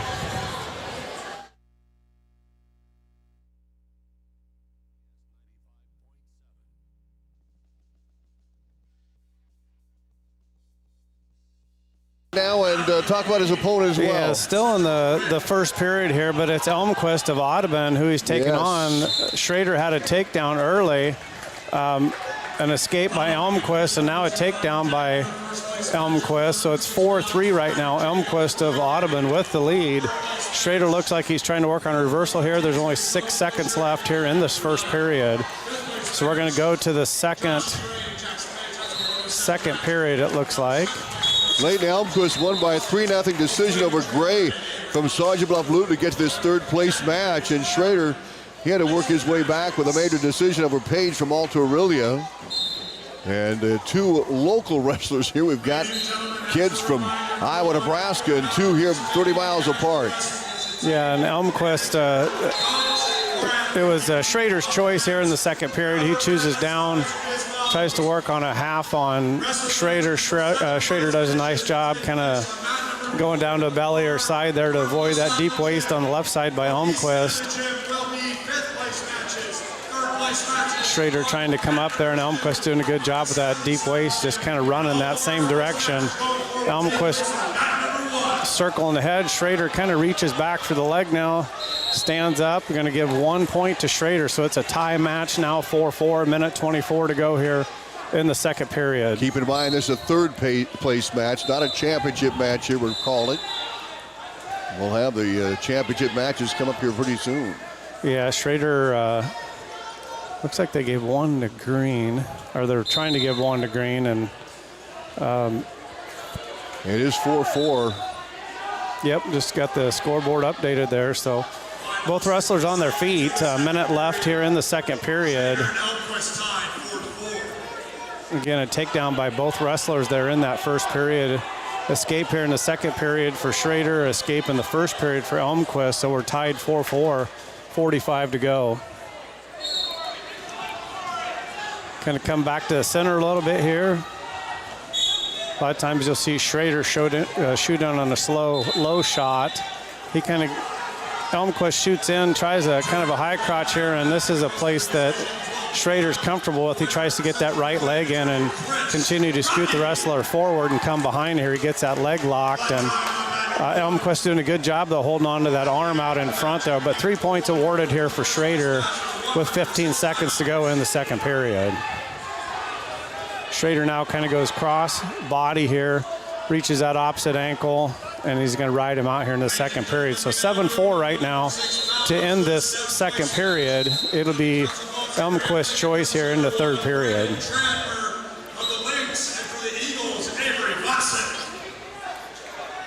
Elmquist says, let's go neutral back on our feet. So again, 2 takedowns to 1 here. We'll see how the third period goes here. Time started here, and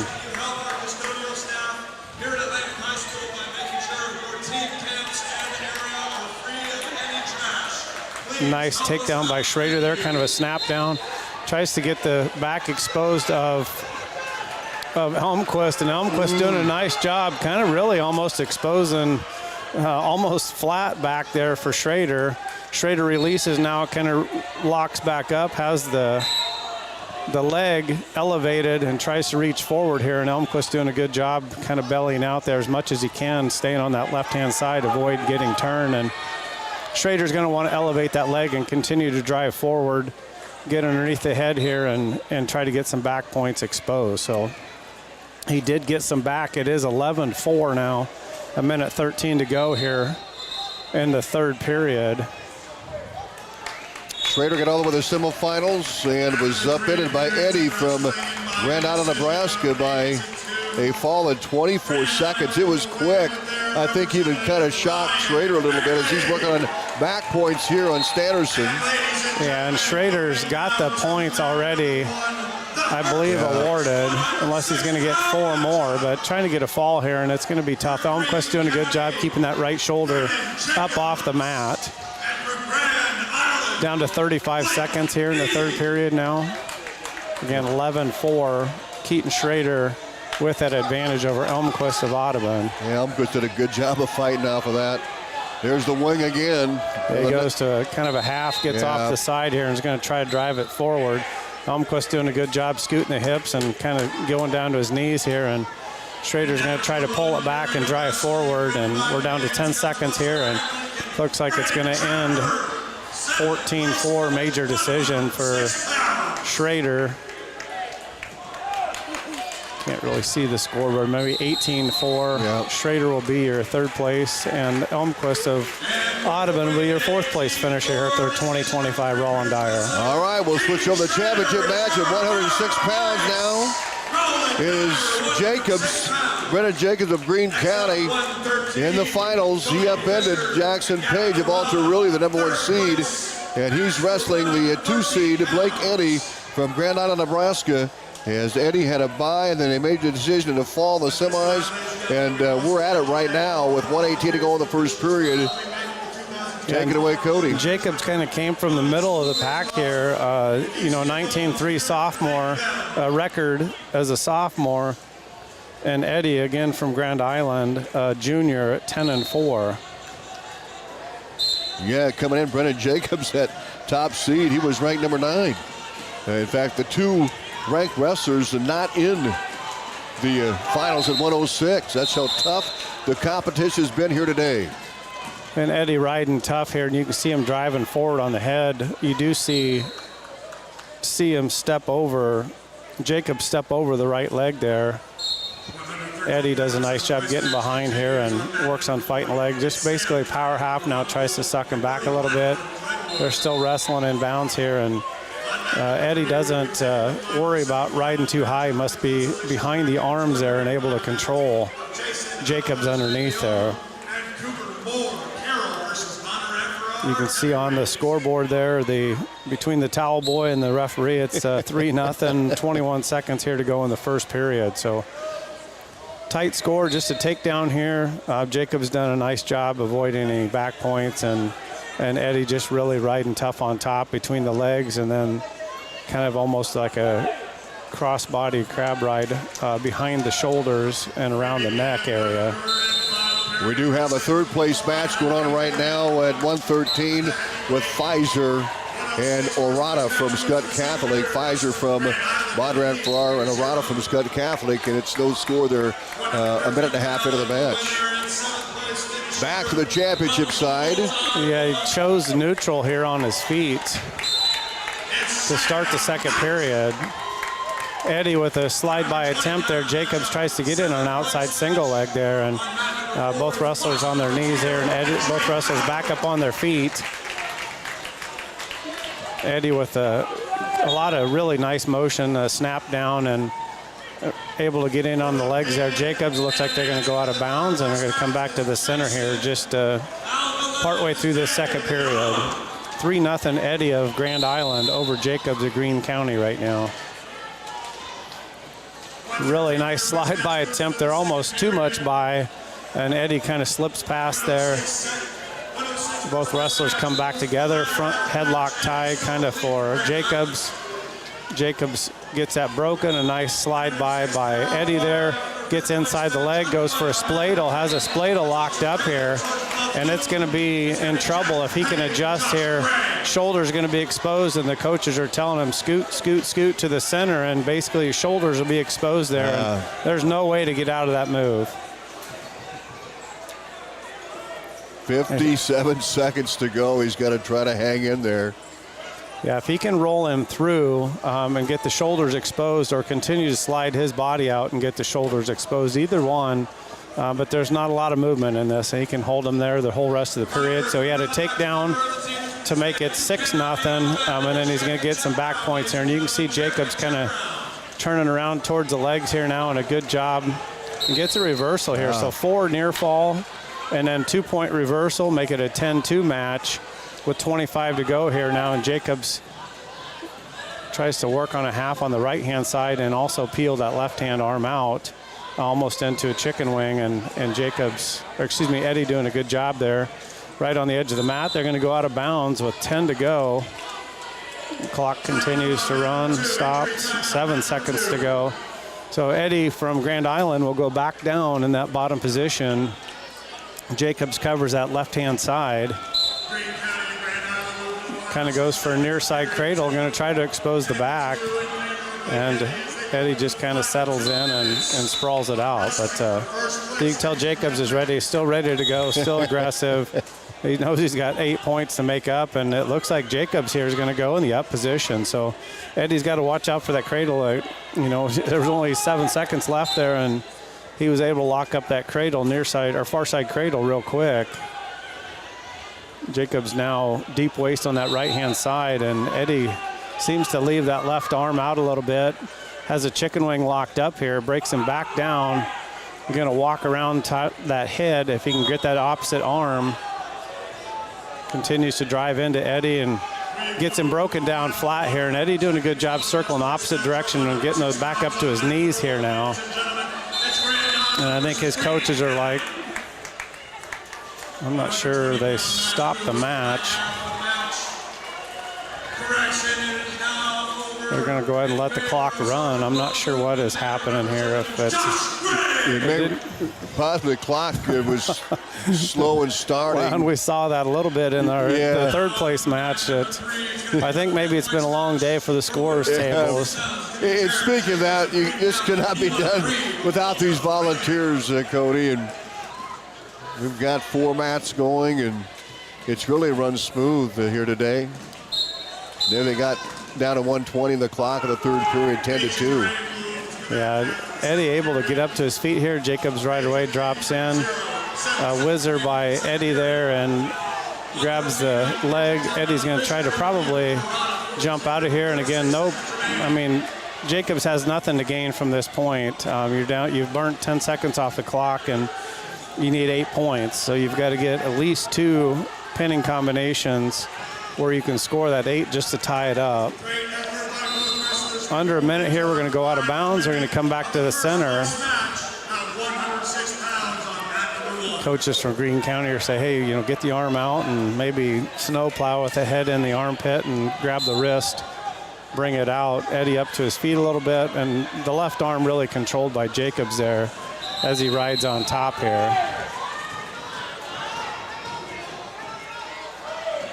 Jacobs trying to do everything he can do to work on an arm. There he gets the arm in the pit, and he's got the wrist. Tries to break it down to the side. Eddie just really doing a nice job, knee sliding up to kind of a base here. Now Jacobs tries that ball and chain. He was probably going to reach over the back here with his right arm, go underneath the elbow and tilt him up. And Jacobs just kind of sliding forward and staying as low as he can and as straight out as he can to avoid any of that. Down to 13 to go here, 12. He gets cradle locked up. And Eddie able to break that just in time. And Eddie now trying to sit out. Jacobs does a nice job kind of getting right behind him. Rides him the whole period, no points scored, and it'll end 10-2. Eddie of Grand Island will be your champion at 106 pounds. And Jacobs from Greene County came in ranked number 9 in 2A on the Iowa side, and he'll finish runner-up at 106 pounds. Keaton Schrader of Atlantic earns a 3rd place finish. Leighton Elmquist of Audubon 4th. Waiting on the 5th place match, we can tell you 7th place to Braden Trammer from AL, and 8th place Avery Bosick from Underwood. Now at 113, and we've got the Atlantic wrestler Colin Harris out there. Yeah, it's Cale Johnson from Central DeWitt taking on Colin Harris of Atlantic here. Yeah, Johnson is ranked number 10 in Class 2A. Harris was ranked during the season, unranked coming into this tournament, but he's had a tremendous effort here. He upended the number 1 seed Pfizer by a fall in 139 to get to the finals. He's just been on a tear here in this tournament today. Yeah, I think, talking to even his dad, I think he was even told his dad he was pretty surprised how easy or smooth that match went. So he continues to be aggressive on his feet and never really gets himself out of shape. About halfway through the first period, really no shots. There was a shot by Harris there on the edge of the mat, and they went out of bounds. So slide by attempts by both wrestlers, both directions. Johnson gets in on a double here, and again, they're going to go out of bounds and come back to the center. Colin Harris Started the year 20, or I think he started 13, didn't he? Yeah, he started right at 13. He wrestled 20 last year. And on a single leg there, and a stall call also by the official. But he's got to be able to finish that shot, and you can see Johnson trying to do the splits there to avoid both legs. And Harris doing a good job trying to pull him in. And he needs to just grab him by the waist and pull him in. Nope. And Harris needs to just drag him to the center of the mat and tackle him, basically.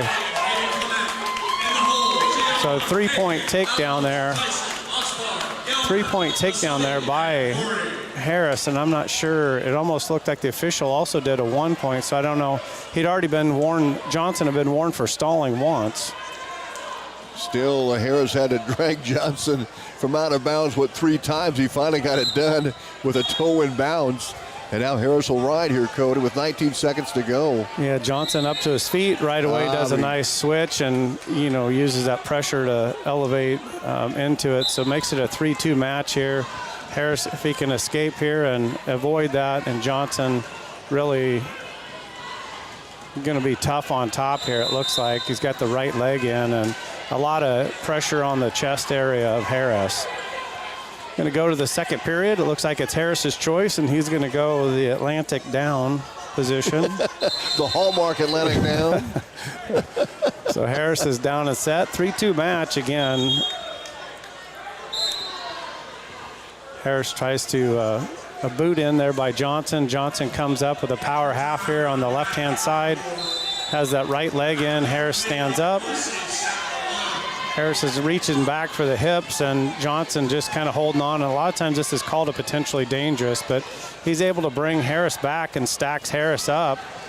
Kind of rolls through, has the right arm of Harris, releases that now, and no legs in, and just riding kind of wrist fighting inside there and underneath. And Harris comes back up to his feet. Johnson's quite a ways forward here. Going to work on getting off to the hip, releases Harris for a 1-point escape, and Harris right away turns and drives into him right on the edge of the mat. While they get back to the center, I'll tell you right now, Braxton Haas of Atlantic at 120 wrestling Edfors from Central DeWitt in that consolation, the third place match at 120 pounds. And the leader is Haas. I believe, we'll have to check that scoreboard here. They just start the Central DeWitt's got a 3-1 lead here. Edfors leading 3-1 and riding on top. We'll go back to the Harris match. Yeah, Johnson in on a shot there. Really nice kind of duck under for a 3-point takedown there. Kind of got in on a shot, backed out, and then went completely underneath and was able to get around behind and get on top here. 40 seconds to go in the second period. 5-4 right now. Cale Johnson's got that advantage. But it was Harris in the first period that was able to take him down. Johnson, you can see, is pretty comfortable riding almost beside him.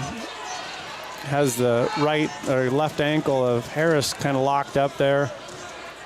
We're down to 20 seconds to go. Harris trying to hand fight up a little bit, come up to his feet. And Johnson riding tough on top here. Again, you see that kind of crab ride under the arm and around the neck is how he just basically controls Harris there. Harris up to his feet.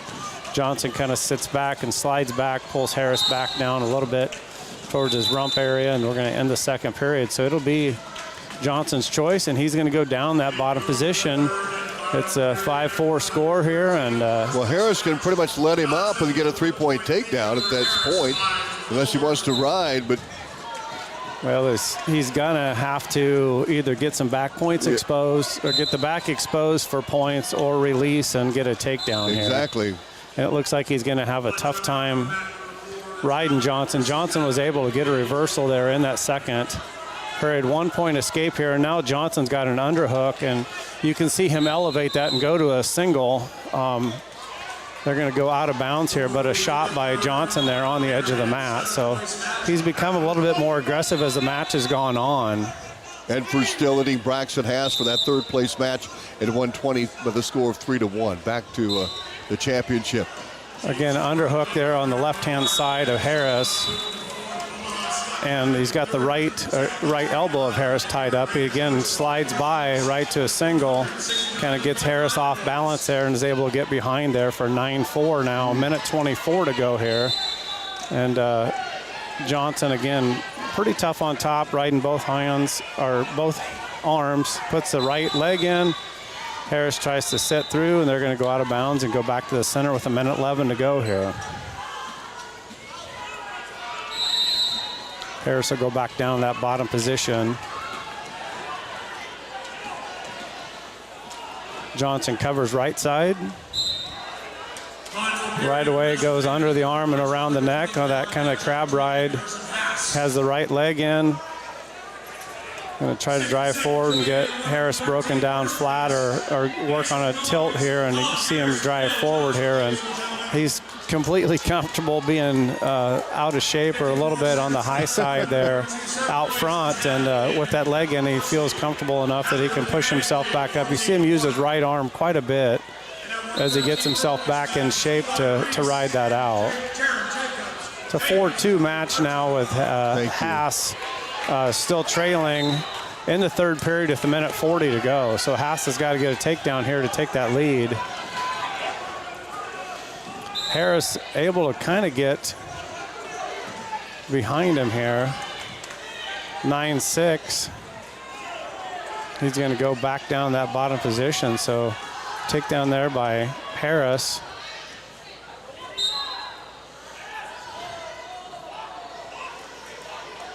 And Johnson just kind of posting the hands out, real nice wide stance, comes back up to his feet, tries to peel the arm.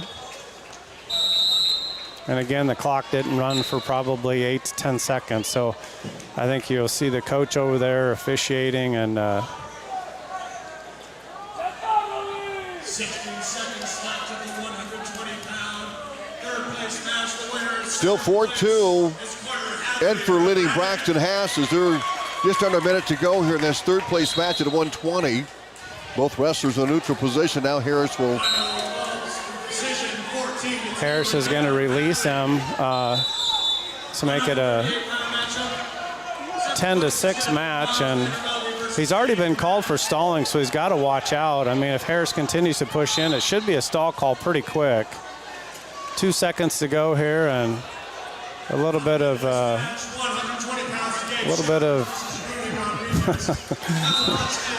so Harris drives in here, and you can see that I think they'd rather be out in the wrestling room fighting than finish him. So it'll be Cale Johnson here at 113 pounds, your champion, over Colin Harris. You bet. We'll catch up with 106-pound results here. Blake Eddy of Grand Island, the winner. Second place, Brennan Jacobs of Greene County.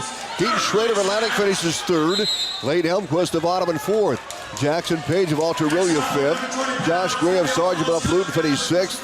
Braden Raymer of Council Bluffs Abraham Lincoln seventh, and Avery Vosick of Underwood finished eighth place. Let's go to 120 pounds. This is Cole Welter, your number 1 seed here at 120 pounds, and he's going to be taking on Winters at Greene County. And Winters kind of came out of the middle of nowhere, an unseeded kid or a highly seeded kid. So Edford of Central DeWitt, and ranked number 6 in Class 2A, finishes third at 120 pounds with a win over Braxton Haas of Atlantic. Haas will finish in fourth. Shot there, real nice, just quick movement by Welty there of Skutt, wrestling right on the edge of the mat. Welty's got a real nice deep waist, tilts him over. Gonna get, looks like 4 near fall at least, maybe 3. They're going to go out of bounds, come back to the center. So 7-0 right now, halfway through this first period, and Welty says, hey, I want to just go ahead and let's just go neutral. Cole Welty of Omaha Skutt Catholic is ranked number 3 in Nebraska in Class B.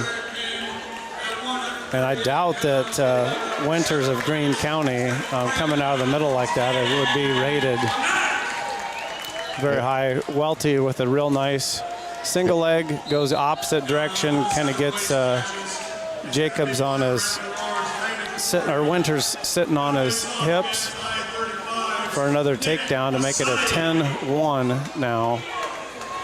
39 seconds to go here, and Welty just really looking good on his feet. Has a real nice deep waist. Pulls the wrestler back in. Tilts him back up again. Looks like he's going to get 4 more near fall here. You mentioned Welty, Cody, and he is ranked 10th in Class 2A for Greene County at 120 pounds. This is a loaded weight class. When you look at 120, one of the loaded classes, 44 is another, and 215 pounds, another loaded class of ranked wrestlers. And that's going to be the match right there. He's tilted him back up, kind of out of bounds there, and 4 more, and it'll be a tech fall in the end of that first period for Cole Welty of Skutt Catholic. Yeah, Welty had a pin in 54 seconds, a tech fall in the semifinals or in the quarters, and a major decision in the semis to get to the finals. He's impressive. And these Skutt wrestlers, they're tough. You go to 126. It's going to be Landon Hagen of Atlantic, and he's going to be taking on Ziota of Skutt Catholic, or Ziola. And Ziola's got a older, or I don't know about older, but a bigger brother that wrestles somewhere in the 175-pound range. So. Either that or a cousin, but they're brothers. No, they're brothers. It's just one got the table a little bit more than the other. Or he pushes the other one away. Well, what about Hagen? He's really had he came from what, the 3-4 seed? Yeah, Landon Hagen he kind of came from the middle of nowhere, so he wasn't a 2 or a 3 seed. Gets in on a single leg on Ziola, trying to get his head out here to be able to finish, and Ziola holding on to that right leg, and they're going to call a stalemate here. So nice shot attempt there by Hagen to get into the leg. Ziola right away drops to a low single, switches to a double, sits backwards and takes Hagen down. Releases him for 1. 1-point escape here, and Ziola trying to slide by there, goes to a single, switches to a fireman, keeps that right arm of Hagen, releases it now. Going to give him another point here for escape. Makes it a 6-2 match. Right away, Ziola in on the outside single, kind of almost a fireman's there. He keeps the arm this time. Going to get some back points awarded, at least 2 it looks like. He's going to go ahead and release Hagen again. Hagen kind of in on a shot there a little bit, a distance shot. Ziola just all control of the wrist and the hands and everything. You can see him scoot through here. He's going to try to get that right leg in and scoot forward. Hagen for a takedown here. Looks like he's got maybe a cradle, potentially locked up, cross-face cradle, and he's going to try to sit through if he can and get more back exposure there. 14-3 right now. He's got it tilted up. He's got the ball and chain. He's got his right arm through Hagen's left arm. He's going to sit opposite direction, expose that back, and that'll be the match. Tech fall. Another tech fall here. There it is. So that's first 10 seconds left there in that first period, and Landon Hagen will be your runner-up here at 126 pounds. Yeah, Ziola, all tech falls today. In his first round of tech fall, quarterfinal tech fall, semifinal tech fall, and he tech falls here. Now, that's a wrestler that's good on his feet, Cody, right there. Well, it makes a difference when you get 3 points for a takedown, too, and the points add up, and he was able to expose those shoulders, too. And when you can get 4 points versus a 3-point near fall, it really adds up. So we've got Sheffers here from I-35 coming in, your number 1 seed. Braden Sheffers, a junior, 18-3. And he's going to be taking on Kyler Kirks, a senior who's 16-3 from Humboldt. With the 5th place finish, the winner is going to be Grand Island's Rudy. Both wrestlers kind of just maybe a little bit of wrist control and more figuring out who's going to take a shot, how close they can get, which direction they move, which leg they lead with. Looks like Kirk's, is mostly right leg lead, but they both wrestlers almost are a neutral type stance, neither leg, or they switch their leads, which you see quite a bit. Yeah. Kirk's with almost kind of a duck under attempt a little bit there, and right away Sheffers circles that opposite direction. Halfway through the first period here, scoreless in the championship match at 132 pounds. Going right through the championship, it seems like it's going faster than some of the other matches did. Moving right along here. And good match going on in the championship. Still no score here with 38 seconds to go in the first period. It's 1A and 3A, or 1A and 2A wrestlers. Yeah. Kirks gets in on an outside single there, and Scheffler's trying to fight that, goes opposite, but Kirk's doing a nice job going opposite direction, trying to get that opposite ankle there. Now he circles and gets both legs. Going to try to get both legs. There's not going to get any points awarded here. And Scheffler's does a nice job just turning and facing straight on with him.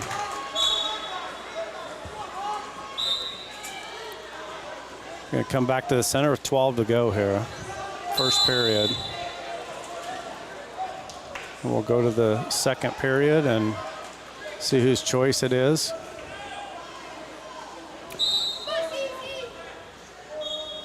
Taking a look at the 113-pound class. Winner, Cale Joseph, Central DeWitt. Second place, Colin Harris of Atlantic. Third place, Kobe Pfizer from Bondurant Farrar. Fourth, Gavin Oranda from Omaha Skutt Catholic. Fifth, Jared Jacobs of Greene County. Sixth, Eli Reeb of Alta-Aurelia. Seventh, Sam Knight of Humboldt. And eighth place, Brody Black of Glenwood. Scheffers covers the top here. Kirk's right away with a real nice switch. Tries to step over and maybe get a near side cradle. Good scramble by both wrestlers here for Scheffers to maintain control at this point as time continues to run.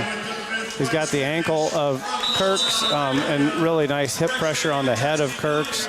Kirk's now tries to elevate it up, goes to single, probably go opposite direction, but a whizzer in by by Scheffer, and a nice reversal there by Kirk's.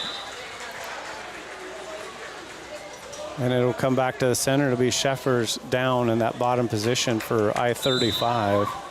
You've got Kirk's ranked number 9 in class at 2A, and Scheffers from I-35 ranked number 4. So a couple of highly regarded wrestlers in the respective classes. Scheffers right away. Nice job exploding with the arm up, coming up to his feet. And Kirk's is able to kind of follow him out of bounds. They're going to come back to the center. So short amount of time off the clock there, and they come back to the center, and Scheffers goes back down in that bottom position, and Kirk's is going to cover the right side here. Right away goes deep waist right side, chops that left arm, has the wrist out. Real nice job by Scheffers sitting out there, and Kirk's is able to suck him back in underneath him, and you can tell the pressure of that deep waist. He just can't even roll back up to his knees, get up to his knees. So reaches kind of cross body here now, grabs that opposite wrist with his left arm, Kirk's does, and Scheffers heads down as he's working on hand fighting, or wrist control underneath there. And Kirk's really has a real nice, he's got his left arm inside there on a thigh pry and able to just kind of trace right behind him here, and good control, good grip and everything, and just kind of shadow wrestles right out of bounds there. They come back to the center in the second period. These two guys pretty evenly matched, would you say, Cody, here early on? Yeah, I mean, scoreless in the first period. A real nice switch there by Kirk's. Kirk's seems to be pretty tough on top. Scheffers nice Granby. Has had a couple Granbys here, and Kirk's is able to just kind of shadow around it here and releases Scheffers back up to his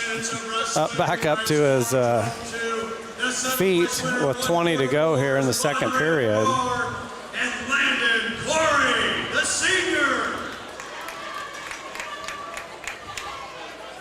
Down to 10 to go now in the second period, and again, they were scoreless on their feet the first period.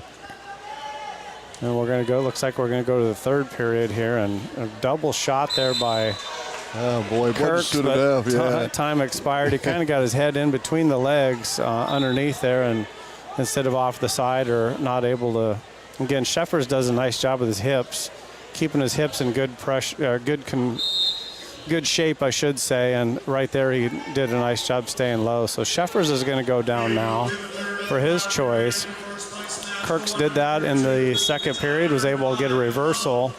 An escape there by Sheffers, so if he gets an escape here, it'll be a tied match, and somebody's going to have to get a takedown at some point. Third period, Sheffers. Yeah, Kirks really elevates, goes opposite direction there, brings him back to the mat. But again, Sheffers is a tough kid to keep down. Comes up to his feet. He's trying to elevate him out of bounds, and you can see that Sheffers does a nice job reaching back as Kirks tries to elevate him, grabs the back of the thighs there, and takes all that leverage away from him. Sheffers is down and set. Kirks covers that right-hand side again. Again, deep waist. Wrist control on the right-hand side. Crab ride now. Sheffers sits back down, grabs that leg, is going to elevate it up, and is able to get a reversal here. So he takes a 3-2 lead now. Well, that was because the Granby, and he had tried, 2 before that. That one worked well.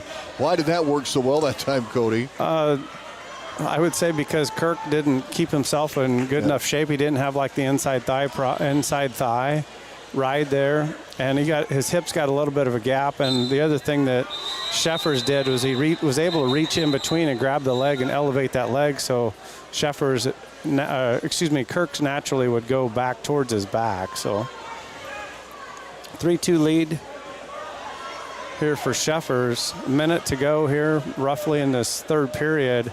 Kirk's kind of bellied out, not a lot of movement, and he's probably not thinking, but he's probably in his mind's thinking, if I get an escape now, we're going to be on our feet for a minute, but if I get an escape here, as time gets close to expired, we'll be on our feet and go overtime. But he gets an escape here with 45 to go. Gonna stop the match for blood time maybe, or now he's lost his mouthpiece. I think it was a mouthpiece issue. We're tied at 3. Who's going to get the takedown? There's been no takedown to this match at 132. Yeah, and I mean, Kirks has, had several fakes and really good sprawls there by Sheffers, but Kirks was kind of in on a double at the end of the one period, had his head in between the legs though, and Sheffers did a nice job keeping his hips low and not kind of going into where you see it a lot of naturally. Sheffers with an outside single shot there, hip pressure. Got the leg in between. He goes opposite direction, but a whizzer by Kirks, and he's going to whizzer down on that pretty hard. Goes opposite direction, catches Sheffers, and it should be a takedown. Time has run out of the third period. The crowd was shouting 3. Those officials are going to earn their money right here or be chased out of town, whichever way you look at it. So it's going to go overtime. Upon further review, overtime, and the coach wants to talk about it. Technically, I would have probably gave Kirks that because he went opposite direction. He held him on his back, or his back kind of exposed there for a little bit of time. Was it a necessarily a loose move or a sloppy move? Probably, but sometimes you do that just to get some quick points. And let's take a look at 120-pound results here quick. Cole Welty of Omaha Skutt Catholic wins it. Second place, Gavin Winters of Greene County. Third place, Eli Edfors from Central DeWitt. Fourth place, Braxton Haas of Atlantic. Fifth place, we're going to go back to the mat here. It's overtime. We'll get those results here in just a little bit. Now we've got a caution. 1 minute overtime. And so Sheffers, was able to get in on that shot, and just basically Kirks went opposite direction, kind of caught him off balance and set him back on his butt. And now front headlock here by Sheffers. He's going to try to snap it by, and Kirk's doing a good job getting back up to his feet. Throw attempt there, and he's going to get a whizzer in. That's going to be, he's going to get 3, and it's going to be a similar situation, and the coaches are going to be irate that they went out of bounds. So one wrestler gets it and one doesn't, but it's the other one was in bounds. The other one was... they overturned it, Cody. The referees got together. They overturned it. This match is still going. Wipe that 6 off the board. It's now 3-3. I haven't seen this You don't see this very often. No. But this is how competitive this tournament is. But yeah, and I mean, and it's a tough call, and you know, Sheffer's coach is like, "Hey, you continue to work, and good things are happening." So 35 seconds left in this first period of overtime. And either way you look at it, the crowd got their money worth on this championship match. So Sheffer's able to circle around behind here, but you can see Kirks goes out of bounds.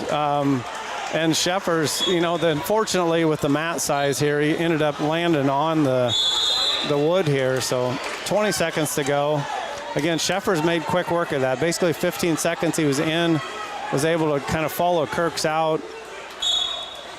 A shot attempt there. Now as Kirks tries a little bit of a throw there, goes upper body here. 2 seconds, time's going to expire here. Duck under attempt. Well, what a match. So we're going to go first 30-second. It'll be choice here of Kirks. He's going to go down. If he gets rode for 30 seconds, then it'll be he'll have to ride. If finish the results at 20. Rudy Rodriguez of Grand Island 5th. Gabe Showers of Abraham Lincoln finished in 6th. And Drake Howard of Sergeant Bluff-Luton finished in 7th. Boston Mater of I-35 finished in 8th place. And back to this now second overtime at 1:32. Trying to tilt here. Sheffer's is trying to tilt, and you can see Kirk trying to get his hips in place here, and Sheffer able to back out and maintain control. That was a lot of action there in 10 seconds, and Kirk's continues to try to sit out here, and it looks like Sheffer's is going to ride him out here in this second period. Kirk's is up to his feet here, tries a Granby, and time expires. So it'll be Sheffer's choice here. So if he's going to go down. He's going down. If he can get out, he's going to win. If he gets rode, then we'll go to the next 30-second period. And Kirks was able to ride him pretty good before, so it's going to be a tough battle here to get out. He stands right away. You see him pushing back on that thigh. Kirks tries to elevate him, but Sheffers did a great job hooking that leg as he was being elevated, and he's going to hip into him here and get some points awarded. He can still actually get a fall here if he needs to with 15 seconds to go. All about bonus points here. What a match this has been. Some controversy both sides. Timers are going to run out in overtime.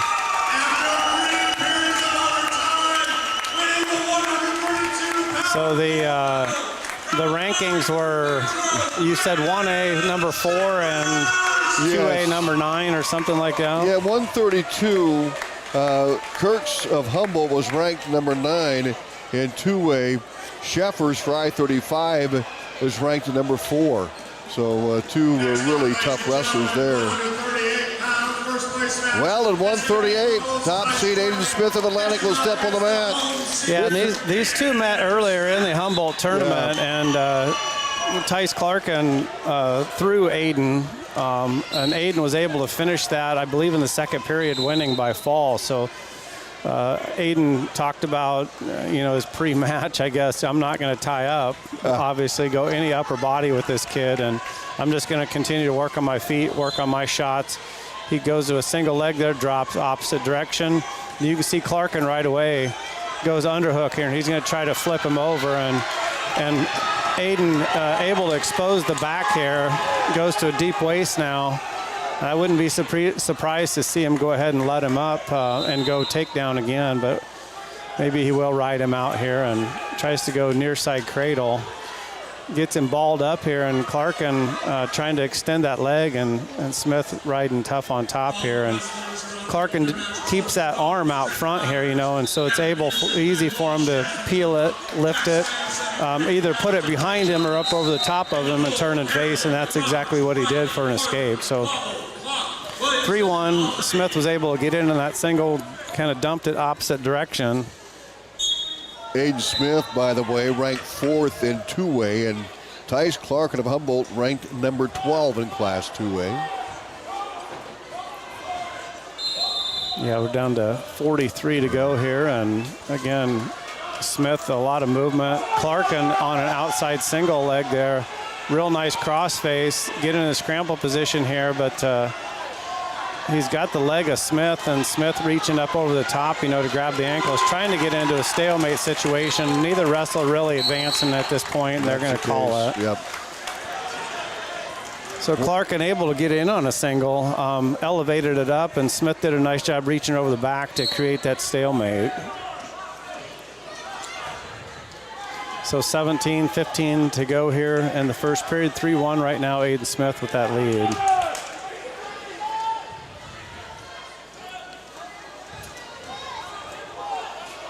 And Smith tried to outside single reach there and works on wrist control, and they're going to go to the second period. It'll be Smith's choice. He's going to go ahead and go down in the second period. And with the pin in the second period for Sergeant Bluff-Luton, third place will go to Mr. Zach Daskona. Smith down and set. Clarkin covers right side, and a lot of times you'll see him ride legs. Smith doing a good job keeping everything in tight. Peels the hands and separates for that 1-point escape, making it a 4-1 match here with early in the second period. Both wrestlers still working on their feet. Smith continues to drive in here, and again, this is a position where Clarkin's going to want to get an underhook here and throw, go upper body.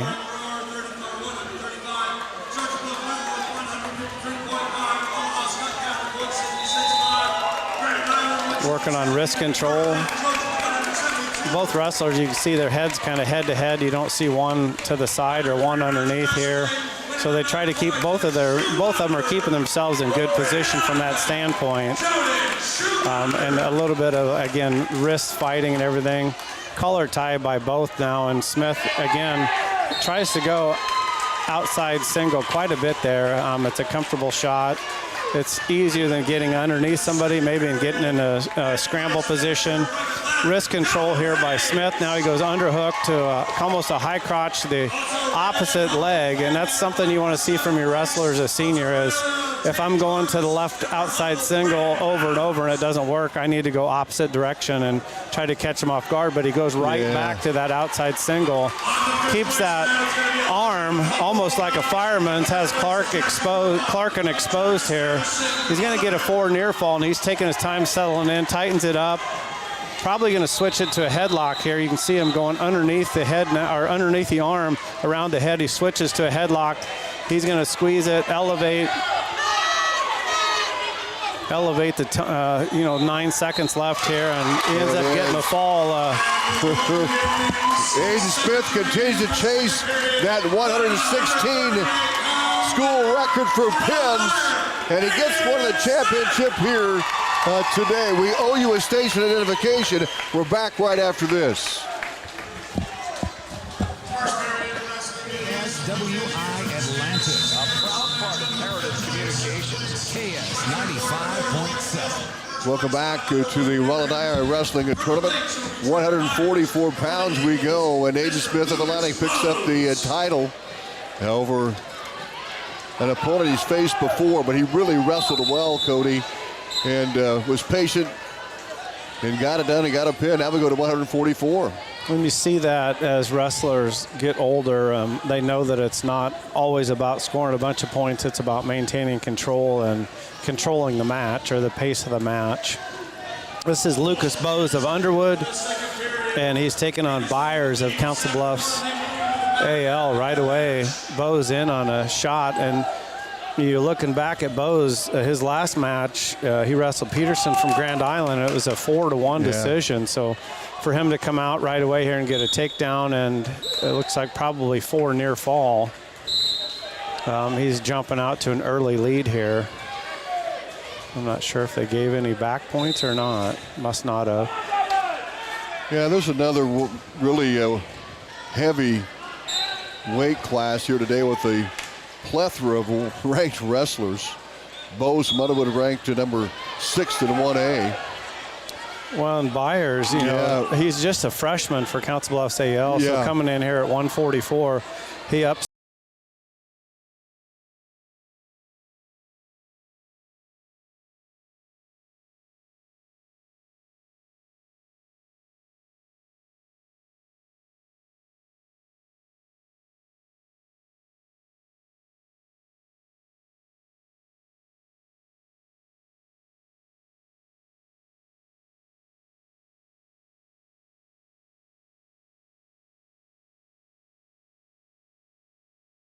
Cody. So they give a 1-point escape there for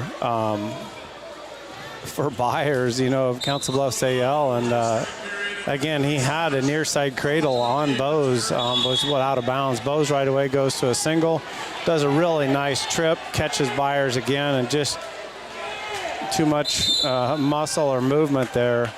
Another 3-point takedown there by Bose of Underwood, make it a 6-1 match here with 30 seconds to go in the first period. He's working on a tilt now. He's got the left arm barred up on the arm. He's trying to work on the half Nelson on the right-hand side, and he's got the legs in. And he's going to continue to try to scoot forward a little bit. He's almost got to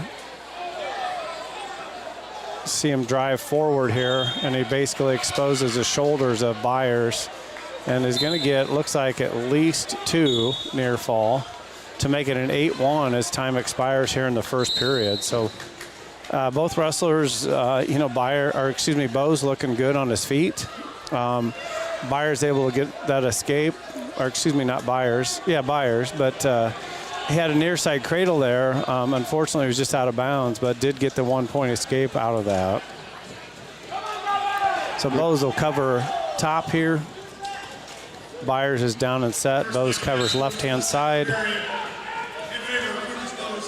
Sits out here, and you see Bose kind of coming out the back door here, and Byers, and Bose just releases him here, goes head snap here, goes underhook now on the left-hand side. It's an 8-2 match now, early in the second period, and you see Byers kind of going fireman's here, not able to finish that, and Bose just basically muscles right around, circles that same or the opposite direction there, and is able to cover Byers here to make it 11-2 match. Bose now riding the hips fairly tough, trying to get that one leg in, and again go power half and go forward here. Tilt, he's working on a tilt, and not quite getting the back exposed. Halfway through the second period here, you can see a power half there by Bose as they're right on the edge of the mat.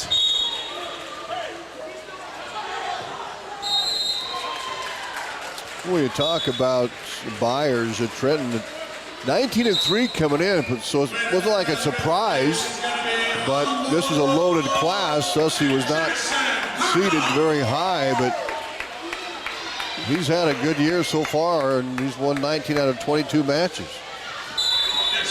Yeah, and it's not an easy weight class to step into. I mentioned that earlier, but Bose is tough for Underwood. Yeah, I mean, he's just, you can tell he's a solid rider. If Byers is working on a reversal or something, he does bail out, and Byers now with the whizzer, and Bose, again, is probably just going to push and separate, or you're probably going to see a trip. So kind of pushes separation there, and right away goes into a blast double. Has Byers both shoulders exposed, and he's going to try to just sit right back here and expose both shoulders. You can see him relaxing like he's sitting on the couch. He does go circles now towards the legs and ends up winning this by tech fall. So Lucas Bose of Underwood is your champion at 144 pounds. Talk about the 3-point takedown here before we get into the next match at 150, Cody. You like the 3-point takedown? It's changed some things in wrestling. If I was good on my feet, I'd like it. Yeah. Maybe I guess I understand that they're doing it to try to make it more are better for the wrestlers to try to, make it more exciting, score more points. But it also mimics the college wrestlers too, right? It does, and the 4-point near fall does, and the wrestling on the edge of the mat or going out of bounds also makes a difference too. So here at 150 pounds, it is Carrol of Skutt Catholic, and he's going to be taking on McRoberts of Sergeant Bluff-Luton. Also at 150 on the backside, Jaden Harder of Atlantic wrestling Briley from Bondurant Farrar. And this is for third place, and Harder gets a takedown, and Briley's back exposed, and Harder comes out in a hurry. And Harder really did a nice job battling his way back through. Yes, he did. To get that, and he's got to keep his feet in bounds here, and that is tight. Needs to lift that head up. You look at Tyler Carrol, a junior, comes in at 7-2, so not very many matches. Gets a quick takedown here right on the edge of the mat. And again, Aiden McRoberts, a senior, 28-3, comes in as your 2 seed. So we actually had the 1 and 2, meet here at 150 pounds. Yeah.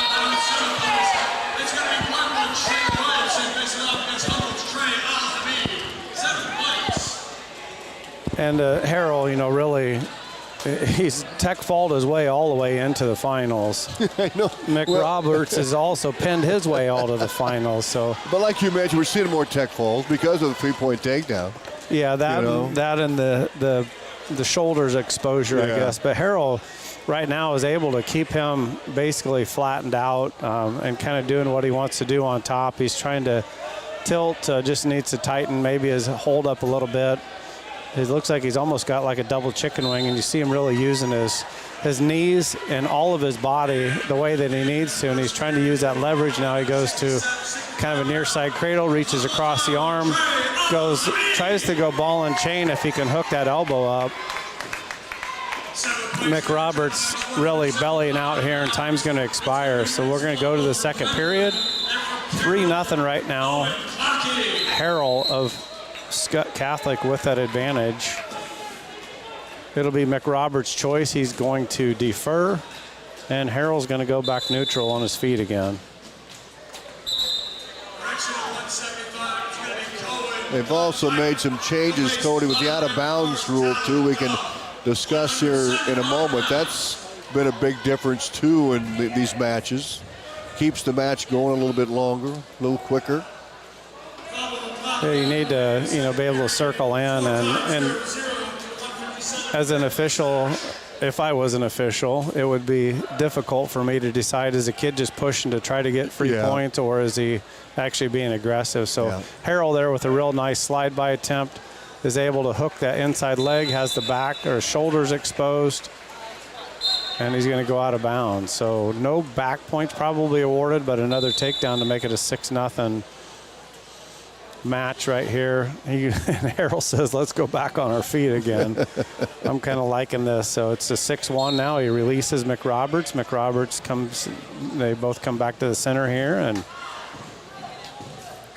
minute 20 to go here. And Carrol's been able to get in on some deep shots. Now McRoberts tries to go headlock here, and Carrol doing a good job, really knee sliding in, almost switching out that into a double leg here.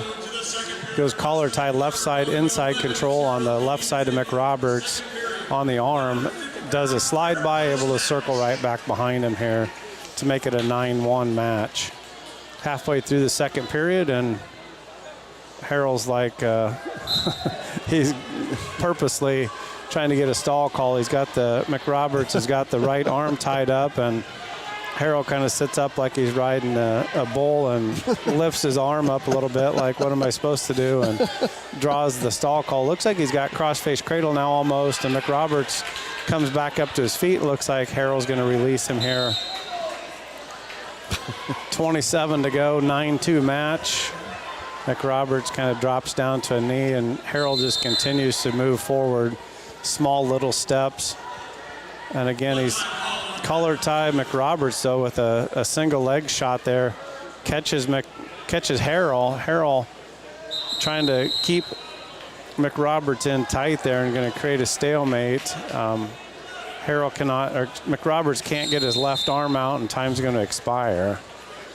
Take a look at the team scores right now. We got to keep an eye on this too. Atlantic with 182 in the lead. They're up by 11 points over Grand Island, Nebraska with 171. And Omaha Skutt Catholic third at 166.5. Sergeant Bluff-Luton right now fourth at 157.5. Humboldt fifth with 136. And Bondurant Farrar sixth